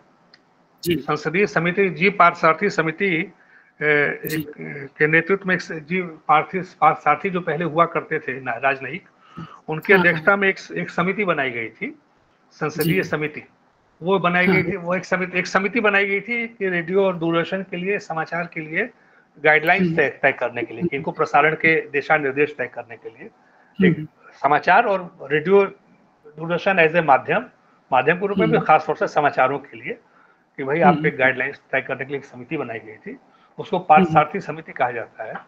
तो संसद ने मेरे ख्याल से सन 1982 में शायद उनकी संस्तुतियों को स्वीकार कर लिया, और वो संस्तुतियां जो थी वो सलाह और गाइडलाइंस के तौर पे थी, वो तो उनको कर लिया। और आकाशवाणी दूरदर्शन आज भी जो है बहुत, और वही नहीं बल्कि जो भी आपके जो दूसरे प्रसार जो प्राइवेट स्टेशन भी हैं, वो उन्हीं गाइडलाइंस को वो भी फॉलो करते हैं सारे के सारे। लेकिन उसमें बहुत सारी चीजें हैं, बहुत से लोग व्यवहारिक रूप से नहीं करते। उस गाइडलाइंस को करते हुए भी मेरी कोशिश होती थी कि भाई मैं न्याय कर सकूं, सच बता सकूं, और उसमें कहीं कोई वो न रहे, तो दोनों कोशिश होती थी। और आज के समय जो गाइडलाइंस फॉलो नहीं करते हैं तो गलती पे पकड़े जाते हैं, फिर वो पे दंडित होते हैं। जो नहीं, बहुत से लोग चाहे टीवी चैनल वाले हों या तो वो कहीं पे कुछ फंसते हैं तो फिर पकड़े जाते हैं, फिर उसमें कार्रवाई होती है कि भाई आपने गाइडलाइंस के अगेंस्ट आपने काम किया। अच्छा, दूरदर्शन चैनल्स का तो अपना एनबीए वगैरह क्या क्या उनकी अपनी भी संस्थाएं बनी हुई है, वो भी उनके अपना मार्गदर्शन वगैरह तय करती रहती है, उस हिसाब से करते रहते हैं, सेल्फ रेगुलेशन वो लोग अपना करते रहते हैं। मैं ये भी जानना चाहूंगा मान्यवर आपसे कि 2016 के बाद आपका विभाग बदला गया, आप पीआईबी में आए, वहाँ के कुछ विशेष अनुभव हमारे दर्शकों के साथ कृपया साझा करें। पीआईबी का काम तो ऐसे था कि जैसे कि मैं पहले एक टेबल है जैसे, तो टेबल पर पहले हम लोग टेबल के सामने बैठते थे एक मीडिया पर्सन के तौर पर, और हम लोग के सामने जो टेबल के पीछे बैठता था वो हमको ब्रीफ किया करता था, तो वो कहता था, हम सुनते थे। बाद में यह भूमिका बदल गई, तो बाद मैं कहने वाला होगा, वो बाकी लोग सुनने वाले हो गए, तो टेबल थोड़ी बदल गई। और मोटे तौर पर पत्र सूचना का मतलब, कार्यालय का मतलब राज्य सरकार का जनसंपर्क विभाग जो काम करता है, मंत्रियों की प्रेस कॉन्फ्रेंस, पत्रकारों से डील करना, प्रेस रिलीज वगैरह जारी करना, तो उस तरह का काम हो गया। और तो दूर पटना में, गंगटोक में ये था कि हम लोग कलकत्ता जो कार्यालय है उसके, हम लोग क्षेत्रीय कार्यालय उसके अधीन थे, तो हमें बहुत से अपनी वित्तीय आवश्यकताओं के लिए उन पर निर्भर रहना पड़ता था। जोनल ऑफिस पे हम प्रस्ताव भेजते थे तो वो पैसा भी भेजते थे, तब उससे काम होता था। बहुत सी चीज़ों पर, हर चीज़ पे उनसे अप्रूवल लेना पड़ता था। लेकिन जब वहाँ पे 6 महीने मैंने काम किया, और मुझे लगा कि अब जब आकाशवाणी में अब जो मेरा पैशन था काम करने का, वो पैशन वाला मैं उस तरह से अब नहीं कर पा रहा हूँ जो मुझे पैशन मेरा जो रहा है। हालांकि पीआईबी में भी मैंने कोशिश की, लेकिन निश्चित रूप से इसमें स्कोप कम रहता है थोड़ा, इसमें स्कोप उस तरह से, जैसे आकाशवाणी में है आप समाचार में, तो आकाशवाणी संवाददाता का काम जो होता है वो इंडिविजुअल सेंट्रिक होता है। जैसे कि मैं काम कर रहा हूँ तो मैं उस काम को बहुत अच्छा कर सकता हूँ, कोई दूसरा आएगा वो उससे भी अच्छा कर सकता है, उससे खराब कर सकता है। तो ये उसके अपने ऊपर निर्भर करता है, उसकी अपनी व्यक्तिगत कार्य क्षमता पर, उसकी भावना पर, उसके पैशन पर, उसकी कितनी उसकी लगन है, कितनी उसकी निष्ठा है, इस सब पर, ये सब चीजें, कितनी क्षमता है, कितनी भाषा कैसे ही लिख सकता है वो, तो उसकी जो व्यक्तिगत क्षमताएं होती हैं उस पर निर्भर करता है आकाशवाणी संवाददाता का काम, उसके गुणों पर, उसकी क्षमताओं पर। और मुझे बल्कि आकाशवाणी जो 2011 का जो भूकंप आया था, 2011 का 2011 में था, बहुत भयंकर भूकंप आया था। उसमें 100 लोग मरे थे सिक्किम जैसे छोटे से राज्य में, और मुझे काम करने का मौका मिला। तो वहां भी मैं, आपको आश्चर्य शायद होगा जानकर, 15 दिनों तक मैं सोया नहीं, बिना सोए मैंने काम किया, क्योंकि सोने का अवसर ही नहीं था। वो इतनी आपातकालीन स्थिति थी कि उसमें मैं सो ही नहीं सकता था, सोना अफोर्ड नहीं कर सकता था, कुछ न कुछ होता रहता था। और अपने तीनों समाचार बुलेटिन के लिए अकेले, अपने सिंगल हैंडेड सभी समाचार बुलेटिन के लिए जो लेटेस्ट खबरें होती थी, मतलब अलग अलग एंगल से, कोई समाचार रिपीट नहीं होता था, अलग अलग एंगल से नया समाचार, उसमें जो है डिटेल्स, वॉइस कास्ट, और सिर्फ दिल्ली न्यूज को, गंगटोक आकाशवाणी को, आकाशवाणी दिल्ली को, और साथ साथ आकाशवाणी शिलोंग को भी, और साथ में दूरदर्शन वालों को भी मैं ही फीड करता था, वही फोन करते थे इंटरव्यू लेने के लिए, उनको भी करता था। तो वो काम करते करते हो जाता था कि रोज रात को 2-2:30 बजे जैसे पहले सोने को मिलता नहीं था, और सवेरे 6 बजे दिल्ली वाले फिर फोन करके जगा देते थे, भाई आपने न्यूज दी है, अब वॉइस कास्ट दे दीजिए। तो वो था, बल्कि घर से डांट भी पड़ी कि भाई आप बीमार पड़ जाएंगे तो कौन काम करेगा।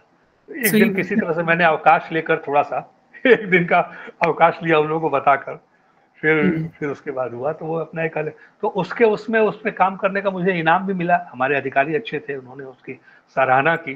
तो एक तो उन्होंने मुझे जो है, एक पहली यात्रा में मैं विदेश यात्रा में गया था 2007 में, राष्ट्रपति उस समय गए थे डॉक्टर अब्दुल कलाम, APJ अब्दुल कलाम के साथ, मैं वहां गया था। फ्रांस और ग्रीस गया था। और वो उसके बाद फिर मुझे दूसरा अवसर ये पुरस्कार स्वरूप मेरे अधिकारियों ने दिया, और कहा कि नहीं, वहीं पे हमारे अधिकारी ने बोल दिया कि ये जो लड़का मुझे कह रहे थे वो, मेरी आवाज से उनको लगता था कि मैं जो हूँ बिल्कुल यंग हूँ। उस वक्त मेरी आवाज उनको यंग लगती थी, 32-33 साल का लड़का मुझे समझते थे। जब मेरी उससे भेंट हुई तो उन्होंने इस चीज को कहा भी कि भाई आपकी आवाज से तो मुझे लगता था कि आप लड़के हो, you are a senior person. तो उन्होंने फिर मुझे कहा कि इस लड़के को भेजना है। तो फिर मुझे 2011 में सितंबर की ये घटना है, और नवंबर में फिर मुझे जो है वो मालदीव जाने का मौका मिला प्रधानमंत्री जी के साथ, उनके जहाज में बैठकर भारतीय मीडिया डेलीगेशन के सदस्य के रूप में। तो जो 2016 मतलब मोदी जी के साथ नहीं, 2011 में और 2007 में भी। हाँ, तो 2007 में राष्ट्रपति जी के साथ गया था, इसमें प्रधानमंत्री के साथ गया, और दोनों ही बार भारतीय मीडिया डेलीगेशन के सदस्य के रूप में जाने का अवसर मिला। तो वो एक वो था। उसके अलावा हम ये तो मिला ही, उसके अलावा जब मुझे जो है अधिकारियों ऊपर से कहा गया कि आप आकाशवाणी वार्षिक annual award 2011 for bold and courageous reporting के लिए आप अपना जो है नाम भेजिए, मुझे कहा गया। तो मैंने कहा कि भाई मैं छोटी सी जगह है सिक्किम में क्या भेजूं करेस्पॉन्डेंट के तौर पे अपना कामकाज में, या भाई जहाँ पर जो अब दिल्ली या उत्तर प्रदेश जैसे समाचार है, वहाँ पे मान लीजिए 1000 समाचार महीने भर में प्रसारित होंगे, संवाददाता अगर कर सकेगा। तो सिक्किम जैसी जगह में हम ज्यादा 100 कर सकेंगे, 150 से ज्यादा कहाँ समाचार दे पाएंगे। तो बोले नहीं। फिर मैंने वो किया, तो 2-3 बार मुझे फोन आया, ऊपर से आदेश आया कि भाई DG साहब चाहते हैं कि आप अप्लाई कीजिए, आप जो फॉर्मेट है उसमें भरकर भेजिए अपनी उपलब्धियां। तो मैंने भेजा, तो फिर उसके बाद उन्होंने आकाशवाणी वार्षिक पुरस्कार 2011 निष्पक्ष और निर्भीक पत्रकारिता के लिए संवाददाता रिपोर्टिंग के लिए संवाददाता के तौर पे मुझे दिया उन्होंने। तो ये 2 अच्छे हैं। तो वो सिक्किम, कई अर्थों में सिक्किम का ऋणी हूँ, केवल एक यही चीज ये तो हुआ है ही, और भी बहुत सी चीजें, बहुत से अनुभव ऐसे रहे, नए नाम, यश, सब कुछ मिला वहाँ पर। तो बड़ा अच्छा लगा काम करने का। छोटे राज्य में अवसर, थोड़े एक्सपोजर बहुत अच्छा मिलता है। मेरा भी ये अनुभव रहा वहाँ पर 6 वर्षों में। सबसे अच्छी चीज वहाँ पर यह है कि 6 लाख की आबादी, और वहाँ सब एक दूसरे को बहुत अच्छी तरह से जानते हैं सब लोग। वहाँ पर ये नहीं कि भाई वहाँ पर अगर फोन कीजिए तो चीफ सेक्रेटरी भी खुद फोन उठाता है, DGP भी खुद फोन उठाता है, घर पे आप फोन कीजिए तो। ऑफिस से तो मान लीजिए PA वगैरह होता है, वो एक व्यवस्था है, लेकिन घरों पर सबके बड़े से बड़े अधिकारी के यहाँ फोन कीजिए तो स्वयं फोन उठाता है। वहाँ फोन अटेंडेंट वाली सुविधा नहीं है कि आप वो उठा के दे रहा है। और मुख्यमंत्री हो, राज्यपाल हो, सब जानते हैं एक दूसरे को। चामलिंग साहब तो इतना मानते थे, इतना पहचानते थे, बेचारे उनका बड़प्पन है कि ज्यादा भीड़ नहीं रहती थी, अगर उनको दिख जाता था तो पास में आकर भीड़ को चीर के भी पास आते थे, हाथ मिलाते थे, हालचाल पूछते थे। तो ये सब छोटे राज्यों में ये सब है, बड़े राज्यों में उस तरह की चीजें नहीं हो पाती हैं, क्योंकि बड़े राज्य हैं, ज्यादा लोग होते हैं, ज्यादा लोगों से ज्यादा लोग रहते हैं, सिस्टम बड़ा होता है।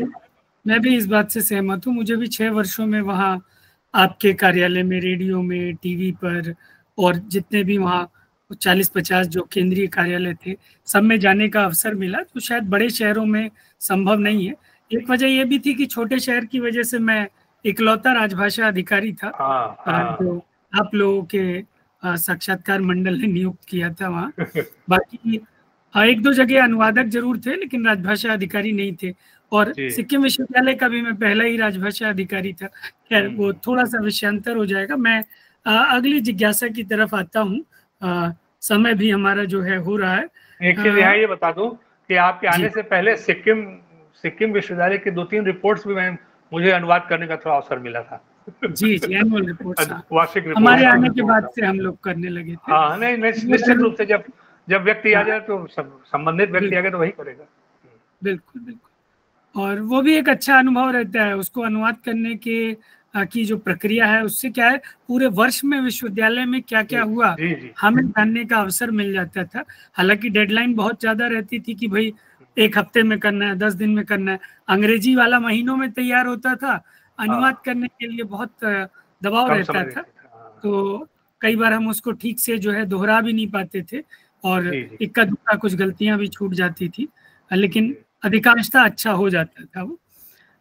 एक और मैं बात जानना चाहूँगा, जैसे कि इस कार्यक्रम को बहुत से युवा लोग भी देख रहे हैं, और जब ये यूट्यूब पर प्रसारित हो रहा है या फेसबुक पर, तो युवाओं को यदि रेडियो में करियर बनाना है तो उनकी संभावनाओं के बारे में क्या क्या संभावना है, और अगला प्रश्न साथ में ही मैं ले रहा हूँ, उनको किस तरह की तैयारी करनी चाहिए यदि वो रेडियो में अपना करियर बनाना चाहे, चाहे निजी क्षेत्र का हो या सार्वजनिक क्षेत्र का हो।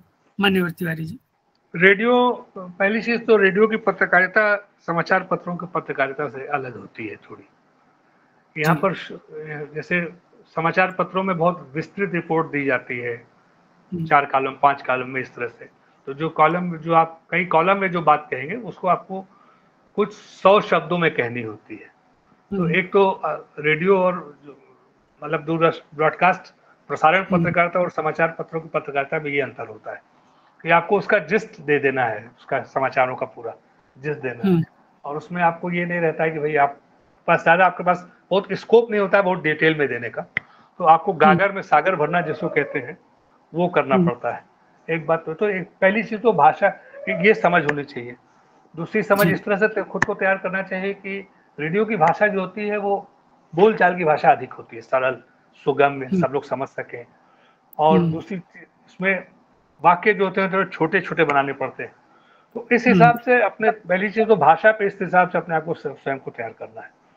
दूसरी चीज ये है कि जो मैंने कहा कि पहले तो उस माध्यम की समझ होनी चाहिए कि माध्यम क्या है, मतलब ये, और माध्यम क्या है, श्रव्य माध्यम क्या है, श्रव्य दृश्य माध्यम क्या है, और मुद्रण माध्यम क्या है। तो इसका अंतर होना चाहिए, तो पहले तो इसके लिए तैयार करना चाहिए। तो आजकल तो बहुत सारे प्राइवेट रेडियो स्टेशन भी खुल गए हैं, तो उसमें स्कोप है, अवसर कर सकते हैं, उसमें कर सकते हैं। उसमें समाचार तो अभी समाचारों का तो बहुत स्कोप नहीं है, लेकिन बाकी जैसे कि उनके जो और दूसरे कार्यक्रम हैं उसमें जैसे कि मनोरंजन के कार्यक्रम है, उस समय एंकरिंग और ये वगैरह काम कर सकते हैं। और कुछ में रेडियो में जैसे कि एक हमारे यहाँ अभी भी स्कोप ये है कि भारतीय सूचना सेवा जो है, इसमें अगर कोई उसके माध्यम से कोई आना चाहे तो इसमें रेडियो भी है, और रेडियो के अलावा सूचना प्रसारण मंत्रालय के बहुत से दूसरी इकाइयां भी हैं जिनमें जाने का अवसर मिलता है। तो इसकी भर्ती होती है। जो राजपत्रित अधिकारी हैं उनकी भर्ती, पहले तो सबकी भर्ती यूपीएससी करता था, संघ लोक सेवा आयोग से अलग से विज्ञप्ति निकलती थी। तो एक तो ये होता है, उसमें क्या होता है कि जो एक आईएएस की परीक्षाएं होती हैं उनके साथ भी भारतीय सूचना सेवा की मतलब उसमें भी चयन होता है भारतीय सूचना सेवा के लिए। और रेडियो का समाचार जो है भारतीय सूचना सेवा के लोग ही आज भी संभालते हैं, ज्यादातर मुख्य बड़े जो प्रमुख पद हैं, या जहाँ पर हालांकि उसमें अब आउटसोर्सिंग करके भी कुछ लोगों को लाया जा रहा है, लेकिन आज भी जो मुख्य प्रमुख ढांचा है वो सूचना सेवा के अधिकारी ही कमांडिंग पोजीशंस में है। तो सूचना सेवा के लिए एक तो भारतीय प्रशासनिक सेवा में मेरिट के आधार पर सिलेक्शन हो जाता है, भारतीय सूचना सेवा जो ग्रेड ए बोलते हैं उसको, तो उसमें हो जाता है।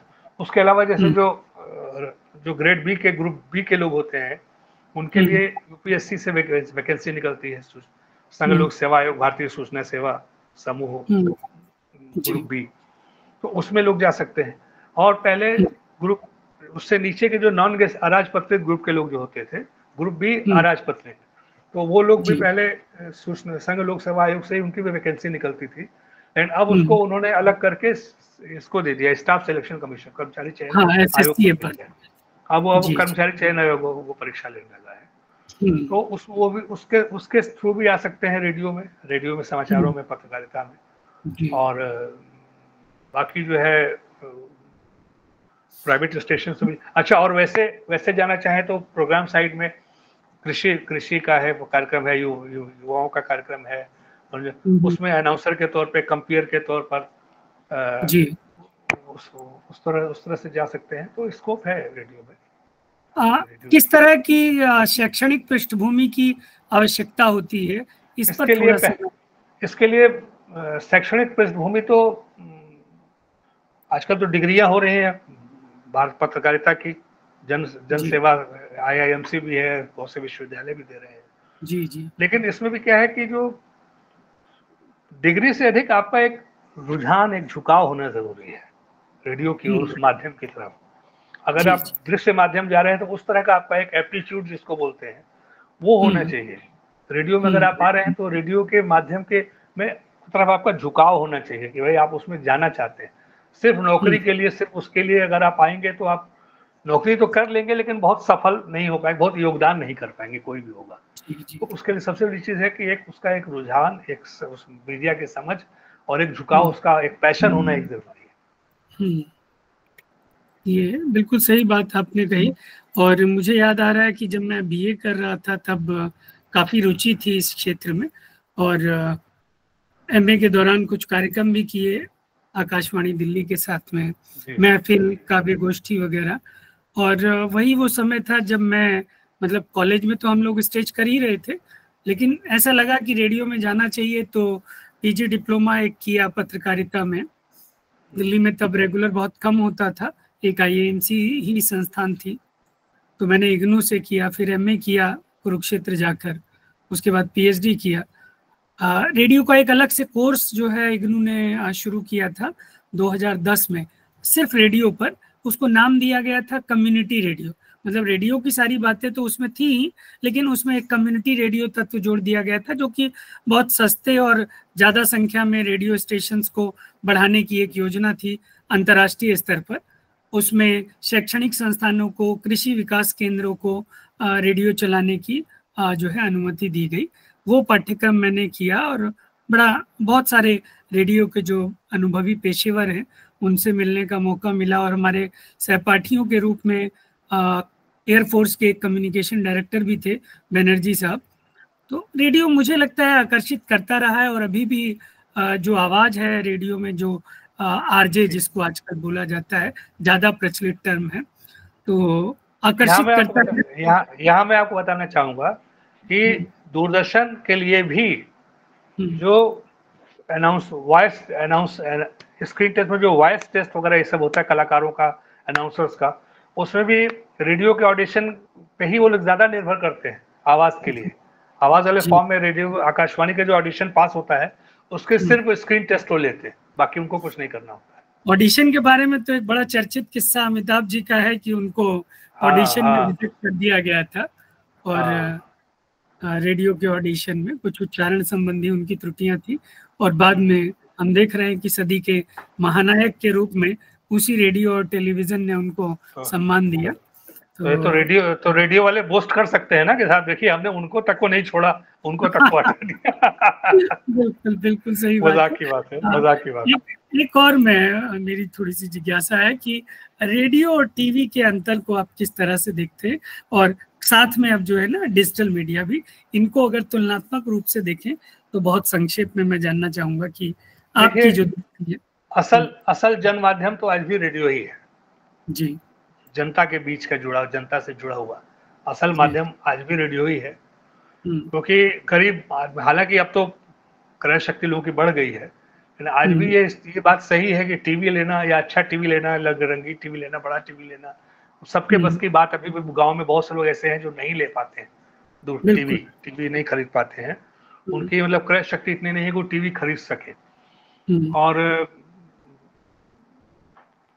मोबाइल में भी वो जो है वो बहुत से टच स्क्रीन, बहुत बेसिक टाइप के मोबाइल ही रख पाते हैं लोग, छोटे छोटे वाले उस तरह के। तो ऐसी स्थिति में छोटा सा पॉकेट ट्रांजिस्टर जो बहुत ही सस्ता मिल जाता है, वो आज भी जो है वो जन माध्यम वही है, आज भी सबके बाद में दूरदर्शन है, टीवी है, ठीक है, रिच मैन्स टॉय अब नहीं रहा उस तरह से आम आदमी, लेकिन अभी भी जो हमारे यहाँ गरीबी की स्थिति है, जो गांव में खास तौर से दूर दराज की स्थिति में, आज भी यह है कि बहुत से लोग वो टीवी, चाहे मोबाइल, कलर्ड मोबाइल होगी, उस तरह का वो टच स्क्रीन वाला, या एंड्रॉयड जिसको आप कह सकते हैं, वो लोग नहीं अफोर्ड कर पाते हैं।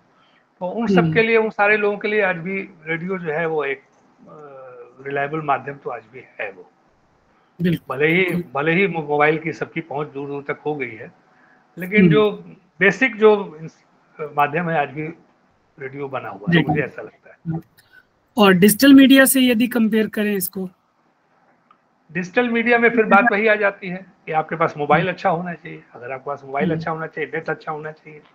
अगर अच्छा मोबाइल आपके पास नहीं है, नेट की सुविधा नहीं है, तो फिर डिजिटल मीडिया भी है, लेकिन वो तो वहां पर तो उन लोगों की पहुंच से तो बाहर ही रहेगा। बिल्कुल। एक और कुछ 2-3 प्रश्न मैं और जानना चाहूँगा कि रेडियो की जो पत्रकारिता है उसको निश्चित रूप से अभी भी वो मजबूत है, उसको और अधिक मजबूत और अधिक प्रभावी समाज में या और अधिक सशक्त बनाने के लिए, जो आपका 35-36 वर्षों का अनुभव है, आप उसके आधार पे क्या सुझाव देंगे कि जो भी नए लोग हैं या अभी काम कर रहे हैं वो कैसे उसको और अधिक मजबूती से लोगों से जोड़ पाए?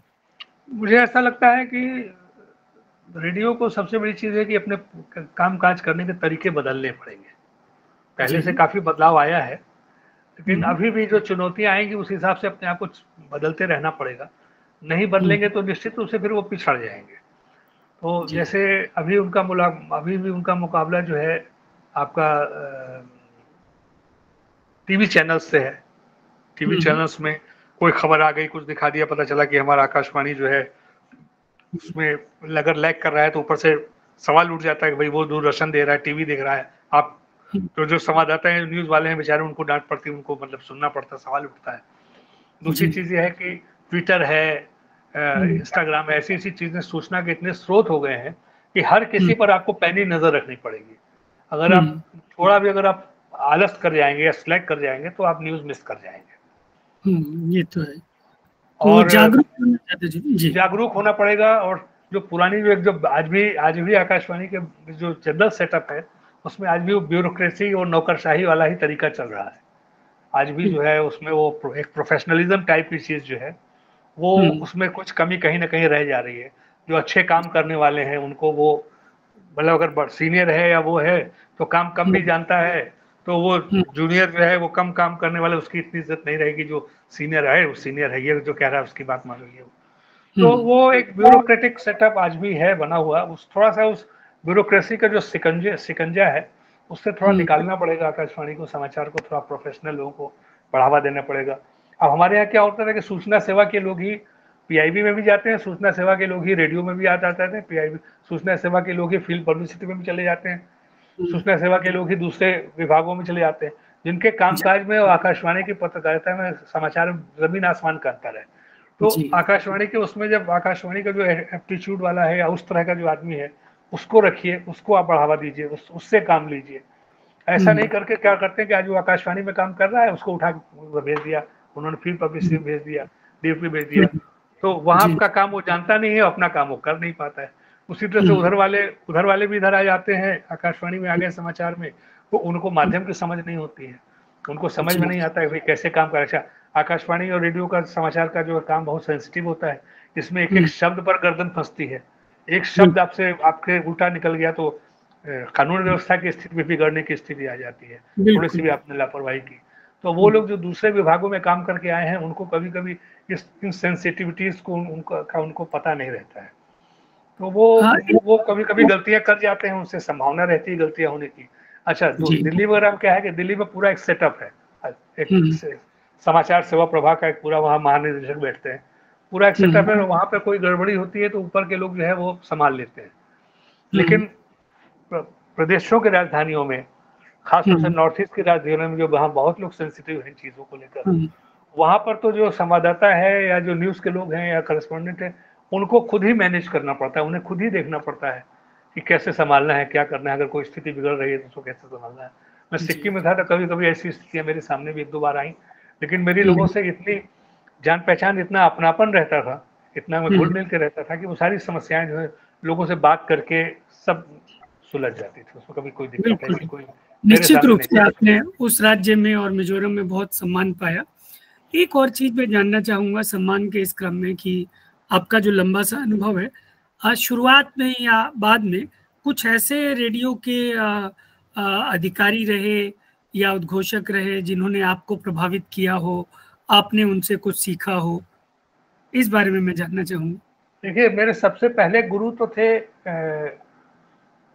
मेरे जो पहले पहले गुरु थे जिन्होंने मुझे सबसे पहले सिखाया, वो थे पंडित विष्णुकांत मालवीय जी। वो इलाहाबाद में थे, वो बहुत पुराने आदमी थे और वो पंडित मदन मोहन मालवीय के बड़े भाई के लड़के थे। मदन मोहन मालवीय के बड़े भाई के लड़के थे वो, मतलब वो मदन मोहन मालवीय उनके चाचा लगते थे, चाचा या दादा ऐसे लगते थे, चाचा मेरे ख्याल से लगते थे। तो वो लीडर अखबार निकलता था, लीडर प्रेस में थे, भारत में थे, उसमें थे वो, और पुराने पत्रकार थे। तो उनको इंदिरा गांधी के साथ वानर सेना में भी रहे थे वो इलाहाबाद में। तो नेहरू परिवार, गांधी परिवार के बहुत नजदीक थे वो। तो कुछ ऐसा हुआ कि वो समाचार पत्र, कुछ व्यक्तिगत कारणों से उन्हें जो है वो अखबार छोड़ना पड़ा, हटा दिए गए। तो इंदिरा गांधी ने उनको ऑफर भेजा कि भाई आप पार्ट टाइम हमारे अंशकालिक संवाददाता बन जाइए। वो आकाशवाणी के संवाददाता बन गए, फिर वो कॉन्ट्रेक्चुअल भी हो गए, सहायक संपादक रिपोर्टिंग जो स्टाफ आर्टिस्ट वाली जो बात थी उसमें भी ले लिए गए। वो रिटायर हुए तो उनकी जगह मैं आया। तो मुझे लगा कि मुझे और कौन सिखाएगा, कोई पत्रकारिता के उस वक्त कोर्स होता नहीं था उस समय। जी जी। तो सबसे पहले मैं उन्हीं के पास गया, उनको पता किया। हमारे एक सहयोगी थे, कैलाश गौतम जी का नाम सुना होगा आपने, इलाहाबाद के थे। कैलाश गौतम बहुत बड़े कवि थे, हुआ करते थे। तो वो मुझे लेकर गए, आकाशवाणी में काम करते थे। वो बुजुर्ग आदमी थे, कुर्ता पजामा, खद्दर कुर्ता पजामा उसमें रहा करते थे, टोपी भी लगा के, पुराने समय से अपना चश्मा हाथ में छड़ी लेके। तो एक जगह बैठे हुए थे, मैंने जाके उनके दुकान पे बैठे हुए थे, मैंने उनके चरण स्पर्श किए, मैंने कहा गुरु जी बस मुझे अपना शिष्य बना लीजिए। तो उन्होंने मुझे सिखाया। उसके बाद हम लोगों ने एक ब्रॉडकास्ट का कोर्स था IIMC का, उसमें भी हम लोगों ने 4-1.5 महीने का ब्रॉडकास्ट कोर्स किया था, 7th ब्रॉडकास्ट जर्नलिज्म कोर्स हम लोग को डिपार्टमेंट की ओर से करवाया गया था जी। और वैसे तो सभी हमारे पटना में हमारे अरुण वर्मा थे जी। हमारे मेरे सीनियर, उनसे मुझे बहुत सीखने को मिला। उन्होंने मुझे बहुत सी चीज़ें सिखाई, 8 साल में रहा। उन्होंने मुझे न सिर्फ रेडियो में बहुत सी चीज़ें बताई, क्योंकि मैं रिपोर्टिंग ज़्यादा करता था। पहली बार मैं संपादन वाले डेस्क पर मैं पटना में ही गया, तो समाचार के संपादन की जो बारीकियां होती हैं वो मैंने उनसे सीखी, और सरकारी कामकाज में भी, प्रशासनिक बहुत से मसले में भी उन्होंने मुझे बहुत सी जानकारी दी। तो विष्णुकांत मालवीय जी के बाद दूसरा गुरु मैं अरुण वर्मा को ही मानता हूँ। बाकी तो ये सीखने की तो आप किसी से भी सीख सकते हैं, बहुतों से सीखा, लेकिन अगर आपने किसी का नाम लेने को कहा तो मैंने कहा कि ये 2 लोग रहे हैं जो जिनसे मैंने काफी सीखा है।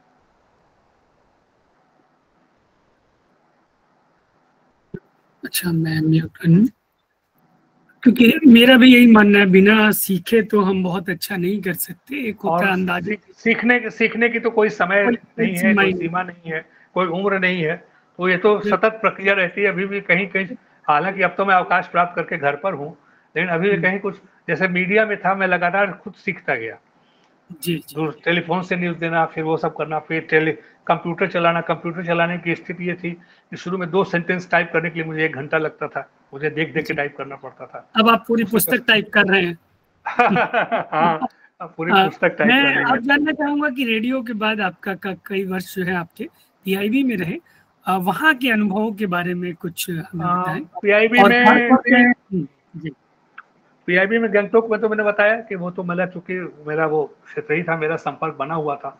मैं PIB में भी रहकर उन जो वहाँ का जो पत्रकार समुदाय है वहाँ का, उसका अंग मैं विशिष्ट अंग में वहाँ बना रहा।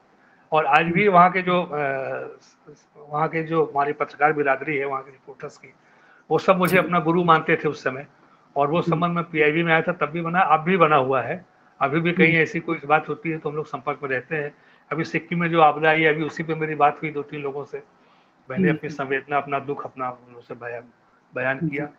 और उस समय जो मेरी पुस्तक आपने बताया, एक पुस्तक मैंने जो सिक्किम पर लिखी, उसका विमोचन करवाया मैंने 1 दिसंबर 2021 में। वहाँ गया था तो मुझे वहाँ कुछ करना ही नहीं पड़ा, सारी व्यवस्था रहने की, ठहरने की, विमोचन की, कहाँ क्या है सारी व्यवस्था उन लोगों ने कर दी। मैं सिर्फ जाकर वहाँ बैठ गया कि इस होटल में खाना, नाश्ता, चाय नाश्ता सारी व्यवस्था उन लोगों ने की। अभी भी सब बहुत बहुत सामान देते हैं लोग अभी भी। मैं एक और चीज थोड़ा सा टोकते हुए और ये लखनऊ को बताऊं, लखनऊ में जब मैं आया तो लखनऊ में मुझे फील्ड में जाना मेरा बंद हो गया, क्योंकि मैं गैंगटॉक में था तो फील्ड में भी जाता था। यहाँ पर उन्होंने मुझे प्रशासकीय प्रमुख बना दिया, डिप्टी डायरेक्टर एडमिनिस्ट्रेशन वगैरह वगैरह ये सब देकर बढ़िया सा कमरा देके उसे खूब सजा के मुझे बैठा दिया, जैसे मंदिरों में हम भगवान को बैठा देते हैं और भगवान की खाली पूजा होती रहती है, उसी तरह से उन्होंने कर दिया। तो मेरा फील्ड का नहीं रहा, लेकिन हाँ प्रशासनिक अनुभव मेरा पीआईबी में रहा, और उसमें हम लोग ये काम और करते थे, हम लोग समाचार पत्रों का सर्कुलेशन वगैरह की जांच का भी काम करते थे। तो वो एक अलग मैं एक और चीज जानना चाहूंगा, आपने पूर्वोत्तर में काम किया, रेडियो में, पीआईबी में, सूचना सेवा के कई प्रकल्पों में आपने काम किया। पूर्वोत्तर में जो हिंदी है रेडियो पर, उसको लेकर आपका क्या विचार है? क्योंकि आपने हिंदी में ही अधिकांशतः काम किया, किस तरीके की स्वीकारता है रेडियो की हिंदी पत्रकारिता को लेकर? देखिए, सिक्किम में तो कोई दिक्कत नहीं है, सिक्किम में कोई दिक्कत इसलिए नहीं हुई कि वहाँ पे नेपाली और हिंदी मिलती जुलती है। तो वहाँ पर धीरे धीरे, बल्कि ये हुआ कि मेरे वहाँ हिंदी में बात करने से फिर धीरे धीरे वहाँ पर नेपाली जो वहाँ के स्थानीय लोग भी थे, नेपाली भाषी थे, वो भी धीरे धीरे हिंदी में ही बोलने लगे थे। धीरे धीरे वो लोग भी हिंदी का इस्तेमाल करने लगे थे। और राजभाषा के जो कार्यक्रम थे हमारे आकाशवाणी भोपाल गैंगटॉक के, जिसमें पहले लोग कम आते थे, धीरे धीरे उनकी उपस्थिति भी बढ़ती गई। धीरे धीरे उन लोगों की उपस्थिति, सहभागिता बढ़ती गई। और खाली ये नहीं कि केवल उपस्थित नहीं होते थे, वो आकर वो हमारे कार्यक्रमों में भी, प्रतियोगिताओं में भी भाग लेते थे, जो विभिन्न प्रतियोगिताएं हम लोग करते थे। आपको भी अनुभव रहा होगा पुरस्कार वगैरह बांटने, आप भी कई बार वहां जाते थे। तो एक तो उसमें एक ये सुधार ये हुआ। और वहां पर वहां पर दिक्कत ये, वहां पर एक चीज यही थी कि जो नेपाली भाषी लोग थे उनको कहीं ना कहीं हिंदी से, मतलब कहीं ना कहीं एक वो प्रतिस्पर्धा वाला भाव भी कहीं ना कहीं उनको रहता था अंदर से, कि भाई अगर हिंदी हम ज्यादा बढ़ेगी तो हमारी नेपाली पर हमारे असर पड़ जाएगा। इसीलिए वहाँ सरकारी स्तर पर सिर्फ केंद्रीय जो विभाग है वही केवल राजभाषा के कार्यक्रम करते थे, इस राज्य सरकार की ओर से कहीं कोई कुछ नहीं होता था। इसके विपरीत जब मैं मिजोरम में गया तो मिजोरम में, चूंकि सिक्किम में ज्यादा रहा, मिजोरम में ज्यादा रहा, तो मिजोरम में जब मैं गया तो वहां पर तो ऐसा है कि वहां पर मिजो के अलावा कोई भाषा कोई समझते ही नहीं लोग, न हिंदी चलती है न अंग्रेजी चलती है, वहां सिर्फ मिजो चलती है। वहां का आम आदमी जो है हमारी आपकी भाषा नहीं समझ पाता है। तो वहां जब मुझे जाना पड़ता था, कहीं बाजार वाजार जाना होता था, तो वहां के किसी लोकल स्टाफ को मैं साथ लेकर जाता था, या यहाँ का कोई हम लोग के बीच का कोई आदमी जो ज्यादा समय वहां रह गया है और वो मिजो थोड़ी बहुत जानता है, तो उसको साथ लेकर हम लोग जाते थे। तो वो हमारा काम आसान कर देता था, संवाद कम्युनिकेशन का काम वही करता था। लेकिन मिजोरम में एक चीज मैंने देखी कि वहाँ जो लोग हिंदी जानते, हिंदी सीखने वाले और हिंदी सीखने वाले, सिखाने वाले दोनों ही हैं। वहाँ पे आपका ये राष्ट्रभाषा प्रचार समिति भी है, का भी कार्यालय है वहाँ पर एक वर्धा वाले दो था, हमने, मैं नाम भूल रहा हूँ, 2 हिंदी भाषी संस्थाएं हैं जिनके कार्यालय वहाँ पर थे। विश्व हिंदी संवाद केंद्र भी था वहाँ, आइजोल, उसकी शाखा भी वहाँ पर, केंद्रीय विश्वविद्यालय में भी वहाँ हिंदी विभाग है। हाँ, और वहाँ पे नहीं, वहाँ पर हिंदी लोग सीखते हैं, जूनियर क्लासेस में भी हिंदी पढ़ाई जाती है वहाँ पर। लेकिन वहाँ पर क्या है कि वो मिजो माध्यम से हिंदी पढ़ाते हैं। मतलब अगर शैलेश शुक्ला जी चाहे वहाँ जाकर जूनियर क्लासेस में, प्राइमरी स्कूलों में या वहाँ के हाई स्कूल या इंटर विद्यालयों में हिंदी पढ़ाना चाहे तो उनका स्कोप नहीं है, क्योंकि वहाँ पे भी जो धरती पुत्रियां हैं उनको वो प्राथमिकता देते हैं, और उसी भाषा में, वो मिजो भाषा में ही वो हिंदी पढ़ाते हैं। और वहाँ हमारा दूरदर्शन आइजोल जो था, वहाँ पर हिंदी सप्ताह में 1 या 2 प्रोग्राम वो हिंदी प्रशिक्षण के, हिंदी सिखाने के करता था, जहाँ वो रिकॉर्डिंग होती थी बाकायदा, वो बोर्ड पे लिख के मिजो भाषा में बताती थी कि ये इसका मतलब ये हुआ ऐसे हुआ। और वहाँ पर मिजो हिंदी विद्यार्थी संघ वहाँ पे एक था, और एक मतलब 2 हिंदी छात्रों के 2 मंच थे वहाँ पर मिजोरम में। हिंदी हिंदी छात्रों के, हिंदी वाले छात्रों के 2 वहाँ पे मंच थे, और वो वहाँ के विद्यालयों में हिंदी पढ़ाते हैं, हिंदी शिक्षक भी हैं जो मिजो माध्यम होते हैं, और वहाँ के एक बहुत अच्छे हिंदी के साहित्य जानकार थे BL रांगते, तो उनसे मेरी बात हुई, रांगते या ऐसे कुछ नाम था उनका, तो उनसे रालते जी करवाई, और वहाँ पर थोड़ी रुकिए। हाँ, वहाँ पर एक जो है वो हिंदी निदेशालय खोलने की बात भी चल रही थी मिजोरम में, शिक्षा विभाग के अधीन हिंदी निदेशालय, हिंदी शिक्षा निदेशालय खोलने की बात भी वहाँ चल रही थी। और तो हिंदी यह कि जो हिंदी जानते हैं वो बहुत अच्छी हिंदी जानते हैं, जो जानते हैं वो बहुत अच्छी हिंदी जानते हैं और शुद्ध हिंदी बोल लेते हैं, और जिला और जिला का फर्क भी जानते हैं। हमारे यहाँ हम जिला बोलेंगे ना, हम जिला बोलेंगे, मिजो बोलेंगे, शादी बोलेंगे, वो शादी बोलेंगे, वो जिला बोलेंगे, वो मिजो बोलेंगे, और इतनी शुद्ध वो हिंदी बोलते हैं, जो जानते हैं बहुत अच्छी जानते हैं। और वहाँ पे आकाशवाणी आइजोल से हिंदी भाषा, हिंदी गानों का प्रोग्राम भी चलता है, जो आधे घंटे का था उसको बढ़ा के 1 घंटे की मांग करने की लोग मांग कर रहे थे कि भाई इसको 1 घंटा कर दिया जाए, इसका समय बढ़ाया जाए। तो उसमें जो उद्घोषक है वो हिंदी में भी और मिजो में भी दोनों भी अनाउंसमेंट करके गाने सुनवाते हैं जी, बहुत बढ़िया। और हिंदी सिखाने के वहाँ इंस्टीट्यूट्स भी हैं, क्योंकि लोगों में पहले ये चीजें नहीं थी, लेकिन उनको ये लगा कि मिजो भाषा वो जानते हैं, तो सिलचर के आगे मिजोरम क्रॉस करते ही उनका स्कोप खत्म हो जाता, कोई उनको जानता नहीं है, उनका काम ही दिल्ली चले गए, गुवाहाटी चले गए, असम कहीं चले गए, तो उनको दिक्कत होती थी पढ़ने लिखने में, कम्युनिकेट करने में। तो उनको इस समझ में है कि अगर भारतीय नागरिक के तौर पे खुद को असर्ट करना है, बाहर जाना है, अगर अपने आप को साबित, तो हिंदी सीखना जरूरी है। तो इस उससे लोगों ने हिंदी सीखना शुरू किया, और हिंदी की वहाँ बहुत अच्छी स्थिति है मिजोरम जैसे राज्य में। और वहाँ पे राजभाषा का हम लोग कार्यक्रम करते थे, वहाँ भी हम लोग दूरदर्शन में राजभाषा कार्यक्रम करते थे। तो वहाँ पे जो अनाउंसमेंट जो हमारी हिंदी अधिकारी थी वहाँ जेनी रालते, वो पहला बैच जो मिजोरम से गया वनस्थली विद्यापीठ, जो मिजोरम कोटे से सरकार ने जिनको भेजा पढ़ने के लिए, उस पहले बैच में जेनी रालते थी। और बहुत ज्यादातर लड़कियां जो गई वो हिंदी में उन्होंने पढ़ाई की, और MA वगैरह, उन्होंने BA किया, फिर MA किया, फिर अलग अलग जगहों पे या तो शिक्षक हो गई या वो राजभाषा अधिकारी हो गई। तो जेनी रालते भी हमारी वहाँ थी। तो उनको जब वो हमारे उनसे बिल्कुल एकदम हिंदी में बात होती थी, शुद्ध हिंदी में बात होती थी उनसे। तो वो जब राजभाषा का कार्यक्रम करती थी तो उसकी जो नोटिस थी वो मिजो में निकालती थी, वो मिजो भाषा में उसकी नोटिस निकालती थी, और उसमें ये भी मेंशन करती थी कि उसके बाद नाश्ते का भी प्रोग्राम है लोगों को आकर्षित करने के लिए। तो लोग आते थे और अपने वहाँ पे गाने भी गाते थे, मिजो लोग गाना गाते थे, मिजो लोग भी वहाँ परीक्षाओं में भाग लेते थे, और जो वहाँ पे जो पुरस्कार वितरण समारोह होता था उसमें गाने वाने जो होते थे, तो उसमें वहाँ के मिजो लोग भी गाना वाना गाते थे और अच्छे प्रोग्राम दिया करते थे। तो वहाँ भी अच्छा रहा। और अरुणाचल में कोई दिक्कत ही नहीं, अरुणाचल तो वैसे ही हिंदी भाषी है, वहाँ तो संपर्क भाषा ही वहाँ हिंदी है। पहले वहाँ पर दूसरी भाषाओं में वहाँ पर पहले होता था, तो वहाँ पे वहाँ की सरकार ने बाकायदा वहाँ की विधानसभा में प्रस्ताव पास करके हिंदी में समाचारों के प्रसारण की बात कही गई कि आकाशवाणी आइजोल से आकाशवाणी ईटानगर से हिंदी में समाचार प्रसारित किए जाए। ये वहाँ की विधानसभा में बाकायदा प्रस्ताव पारित हुआ।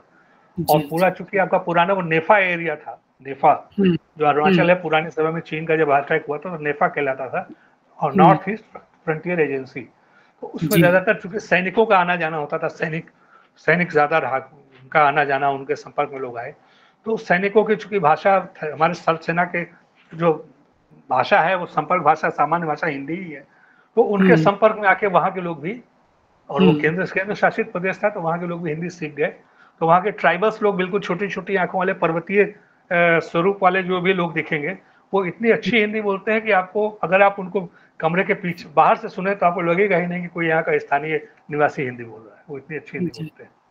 नहीं, मेरा भी अनुभव इस मामले में बहुत अच्छा रहा। आपने बताया ही कि रेडियो में, दूरदर्शन में मैंने बहुत सी कार्यशालाएं जाके की, और पुरस्कार वितरण में लगभग हर कार्यक्रम में मुझे बुलाया गया, ये सौभाग्य मिला आपके मंत्रालय के कार्यालयों में। और दूसरी बात जो आपने कही कि क्षेत्रीय लोग वहाँ के जो हिंदी सीख रहे हैं, आपको शायद याद होगा आपके कार्यालय में एक बच्ची थी दीपिका सुब्बा नाम की, जो कि हिंदी टाइपिस्ट हुआ करती थी, और आपके यहाँ आ गई थी वो। उसको आपने इतना अच्छा सिखाया कि वो फिर हमारे विश्वविद्यालय में मेरी ही टीम में हिंदी असिस्टेंट के रूप में उसका चयन हो गया। और हमारी उसकी शक्ल भी याद आ रही मुझे। जी जी, हमारी जो अनुवादक थी वो भी पूर्वोत्तर की ही, मूल रूप से असम की ही थी।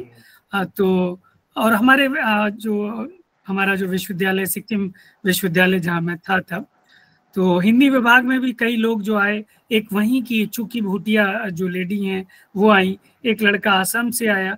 तो ये एक बहुत अच्छी बात है कि पूर्वोत्तर में मैं आपको याद दिलाना चाहूंगा कि आपका जब चयन हुआ था उस समय जो आपके बाद जो दूसरे स्थान पे जो व्यक्ति था वो मणिपुर से आया था, मणिपुर से। तो उससे हम लोगों ने पूछा कि भाई आप मणिपुर में है, वहां तो ऐसा ऐसा है, आप कैसे हिंदी सीख गए? उनका मैंने हिंदी इसलिए सीखी कि मैं एक भारतीय नागरिक के तौर पे अपने आप को एसर्ट करना चाहता था। मुझे अगर मैं भारतीय नागरिक हूँ, मेरे लिए हिंदी सीखना जरूरी है, इसलिए मैंने हिंदी सीखी क्योंकि मैं भारतीय नागरिक हूँ, ये उसने बोला। बहुत अच्छे कैंडिडेट्स, बहुत अच्छी लगी। 8-10 या शायद 12 कैंडिडेट थे, बड़े अच्छे कैंडिडेट्स थे उसमें। पीएचडी नेट जेआरएफ किए हुए लोग भी थे। बाकी तो आप चयन मंडल में थे, आपने कुछ सोचा होगा मेरे चयन में। तो हम नीचे उन सबसे बातचीत हो रही थी, तो सब लोग बहुत काबिल लगे।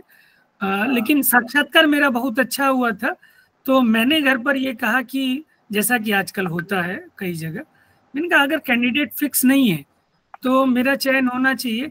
जो मुझे सबसे बड़ा प्लस पॉइंट लग रहा था उसमें, वो थी अंग्रेजी, जो मेरा अपना खुद का असेसमेंट था।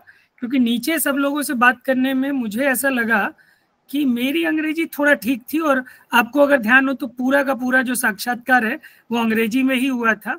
अंत में जो एक आईएएस ऑफिसर थी इति शुक्ला जी, उन्होंने कहा था कि उन्होंने स्पेशली कहा था कि आप हिंदी अधिकारी के पद के लिए आए हैं, आप हिंदी भी बोलिए। तो मैंने जवाब दिया था, मुझे अच्छे से याद है, कि यदि प्रश्न हिंदी में होगा तो उत्तर भी हिंदी में होगा। लेकिन जब आप सारे प्रश्न ही अंग्रेजी में पूछ रही हैं तो जाहिर सी बात है मुझे अंग्रेजी में देना ही पड़ेगा उत्तर। तो बड़ा अच्छा अनुभव रहा था और बहुत सहयोगी रवैया था। नहीं तो कई बार ये होता है कि साक्षात्कार लेने वाला मंडल पूरे जो लोग हैं वो स्थितियों को काफी प्रतिकूल बना देते हैं कैंडिडेट्स के लिए। ऐसा नहीं था, डरने वाली स्थिति बना देते हैं, आदमी कैंडिडेट को डर लगने लगता है, अंदर नर्वस होने लगता है, ऐसी स्थितियां बना देते हैं। बिल्कुल, लामा जी का जो वैश्विक दृष्टिकोण था उसका पूरा लाभ जो है विश्वविद्यालय को हुआ। और उन्होंने पूरी कोशिश की कि इस नए विश्वविद्यालय को भी एक वैश्विक स्वरूप दिया जाए। उन्होंने देश के विभिन्न हिस्सों से लोगों को लाना शुरू किया, जानकार लोगों को बुलाया था, जानकार लोगों को, चाहे वो तमिलनाडु के लोग हों, केरल के लोग हों।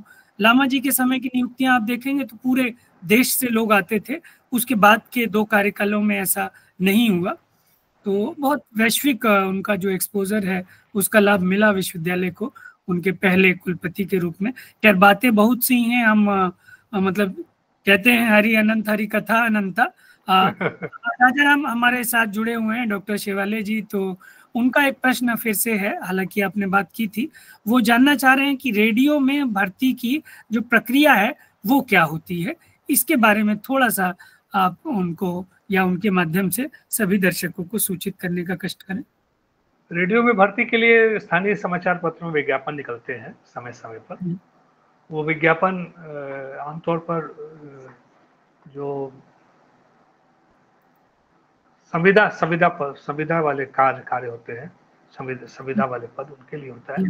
कैजुअल, आकस्मिक उद्घोषक, आकस्मिक समाचार वाचक, इन्हीं सब के लिए आमतौर पर इन्हीं का वो निकलता है। और उसमें क्या है कि उद्घोषक और वाहन चालक, ये 2 पद ऐसे थे आकाशवाणी, और प्रोड्यूसर, ये 2-3 ऐसी श्रेणियां थी जिनको डेड कैडर बना दिया आकाशवाणी ने।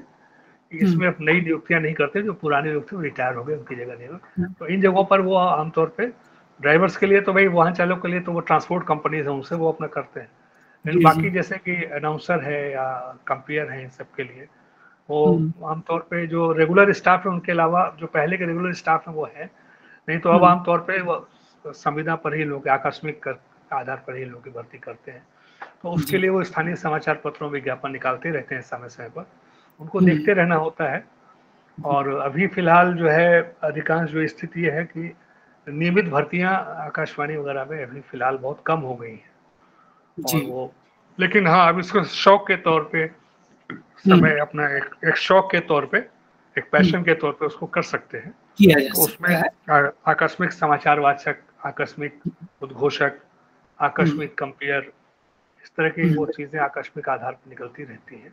कुछ रेगुलर भी कभी कभी निकल जाती हैं, कभी कभी, लेकिन बहुत कई साल बाद जब कभी जरूरत महसूस होती है तो वो निकालते हैं। लेकिन आमतौर पर ऐसी भर्तियां निकलती हैं तो जिनको पैशन है, जिनको शौक है, वो शौकिया तौर पे उसको जाकर अपना कर सकते हैं। उसमें कहीं कहीं लिखित परीक्षा भी होती है, कहीं लिखित परीक्षा नहीं होती है, सीधे लिखित परीक्षा के बाद फिर स्वर परीक्षा भी होती है, ऑडिशन होता है, स्वर परीक्षा होती है। कहीं कहीं वो सीधे साक्षात्कार और स्वर परीक्षा करते हैं, कहीं लिखित करते हैं। ऐसे ऐसे करके फिर उसमें एक पैनल बनाते हैं वो सफल उम्मीदवारों का, 5, 7, 10, 12 जैसी जहाँ जरूरत हुई उस हिसाब से करते हैं। तो वो अधिकतम उसमें संविदा में उसमें अधिकतम 6 दिन का, महीने में 6 दिन ही कार्य मिल पाता है, क्योंकि इस वर्ष में 90 दिन का वो एक कानूनी एक बाध्यता है कि आप 90 दिन से अधिक किसी को नहीं कर सकते, क्योंकि आप करेंगे तो फिर वो नियमित नौकरी के लिए वो दावा कर सकता है। तो उसके लिए वो 6 या 7 या ऐसे टोटल करके कितना भी दें, किसी महीने में कम दें, किसी में ज्यादा दें, आवश्यकता अनुसार, लेकिन वो 90 से अधिक नहीं होना चाहिए, वो एक बाध्यता होती है। तो बहुत बहुत धन्यवाद।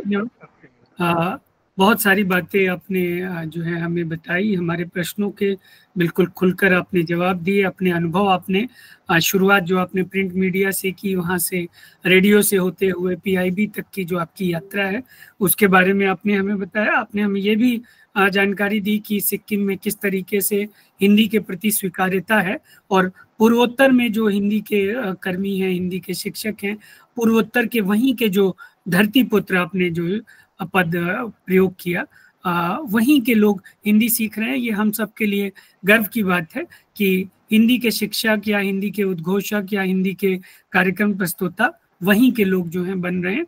और भी जो विविध आयाम हैं आज के इस कार्यक्रम में आपने डाले। आज आकाशवाणी का जो नामकरण है इंडियन ब्रॉडकास्टिंग कॉरपोरेशन से, उसको ऑल इंडिया रेडियो कहा जाने लगा। उसके कुछ समय बाद पंडित नरेंद्र शर्मा जी के कहने पे इसको आकाशवाणी भी कहा गया हिंदी में। तो इस अवसर पर आयोजित इस कार्यक्रम में हम सुन रहे थे माननीय श्री विनय राज तिवारी जी को, जिनका 4 दशकों का लंबा अनुभव भारतीय सूचना सेवा के अधिकारी के रूप में रहा। और हम और भी उनसे बातचीत करेंगे किसी और अगले सत्र में। और इसी के साथ मैं बहुत बहुत आभार व्यक्त करता हूँ श्री विनय राज तिवारी जी का कि उन्होंने अपने अनुभव से और हमारे सभी दर्शकों को लाभान्वित किया और समय देकर हमारे साथ जुड़े। बहुत बहुत धन्यवाद मान्यवर। तो मैं अब आपकी अनुमति से इस कार्यक्रम के समापन की घोषणा करता हूँ। जी।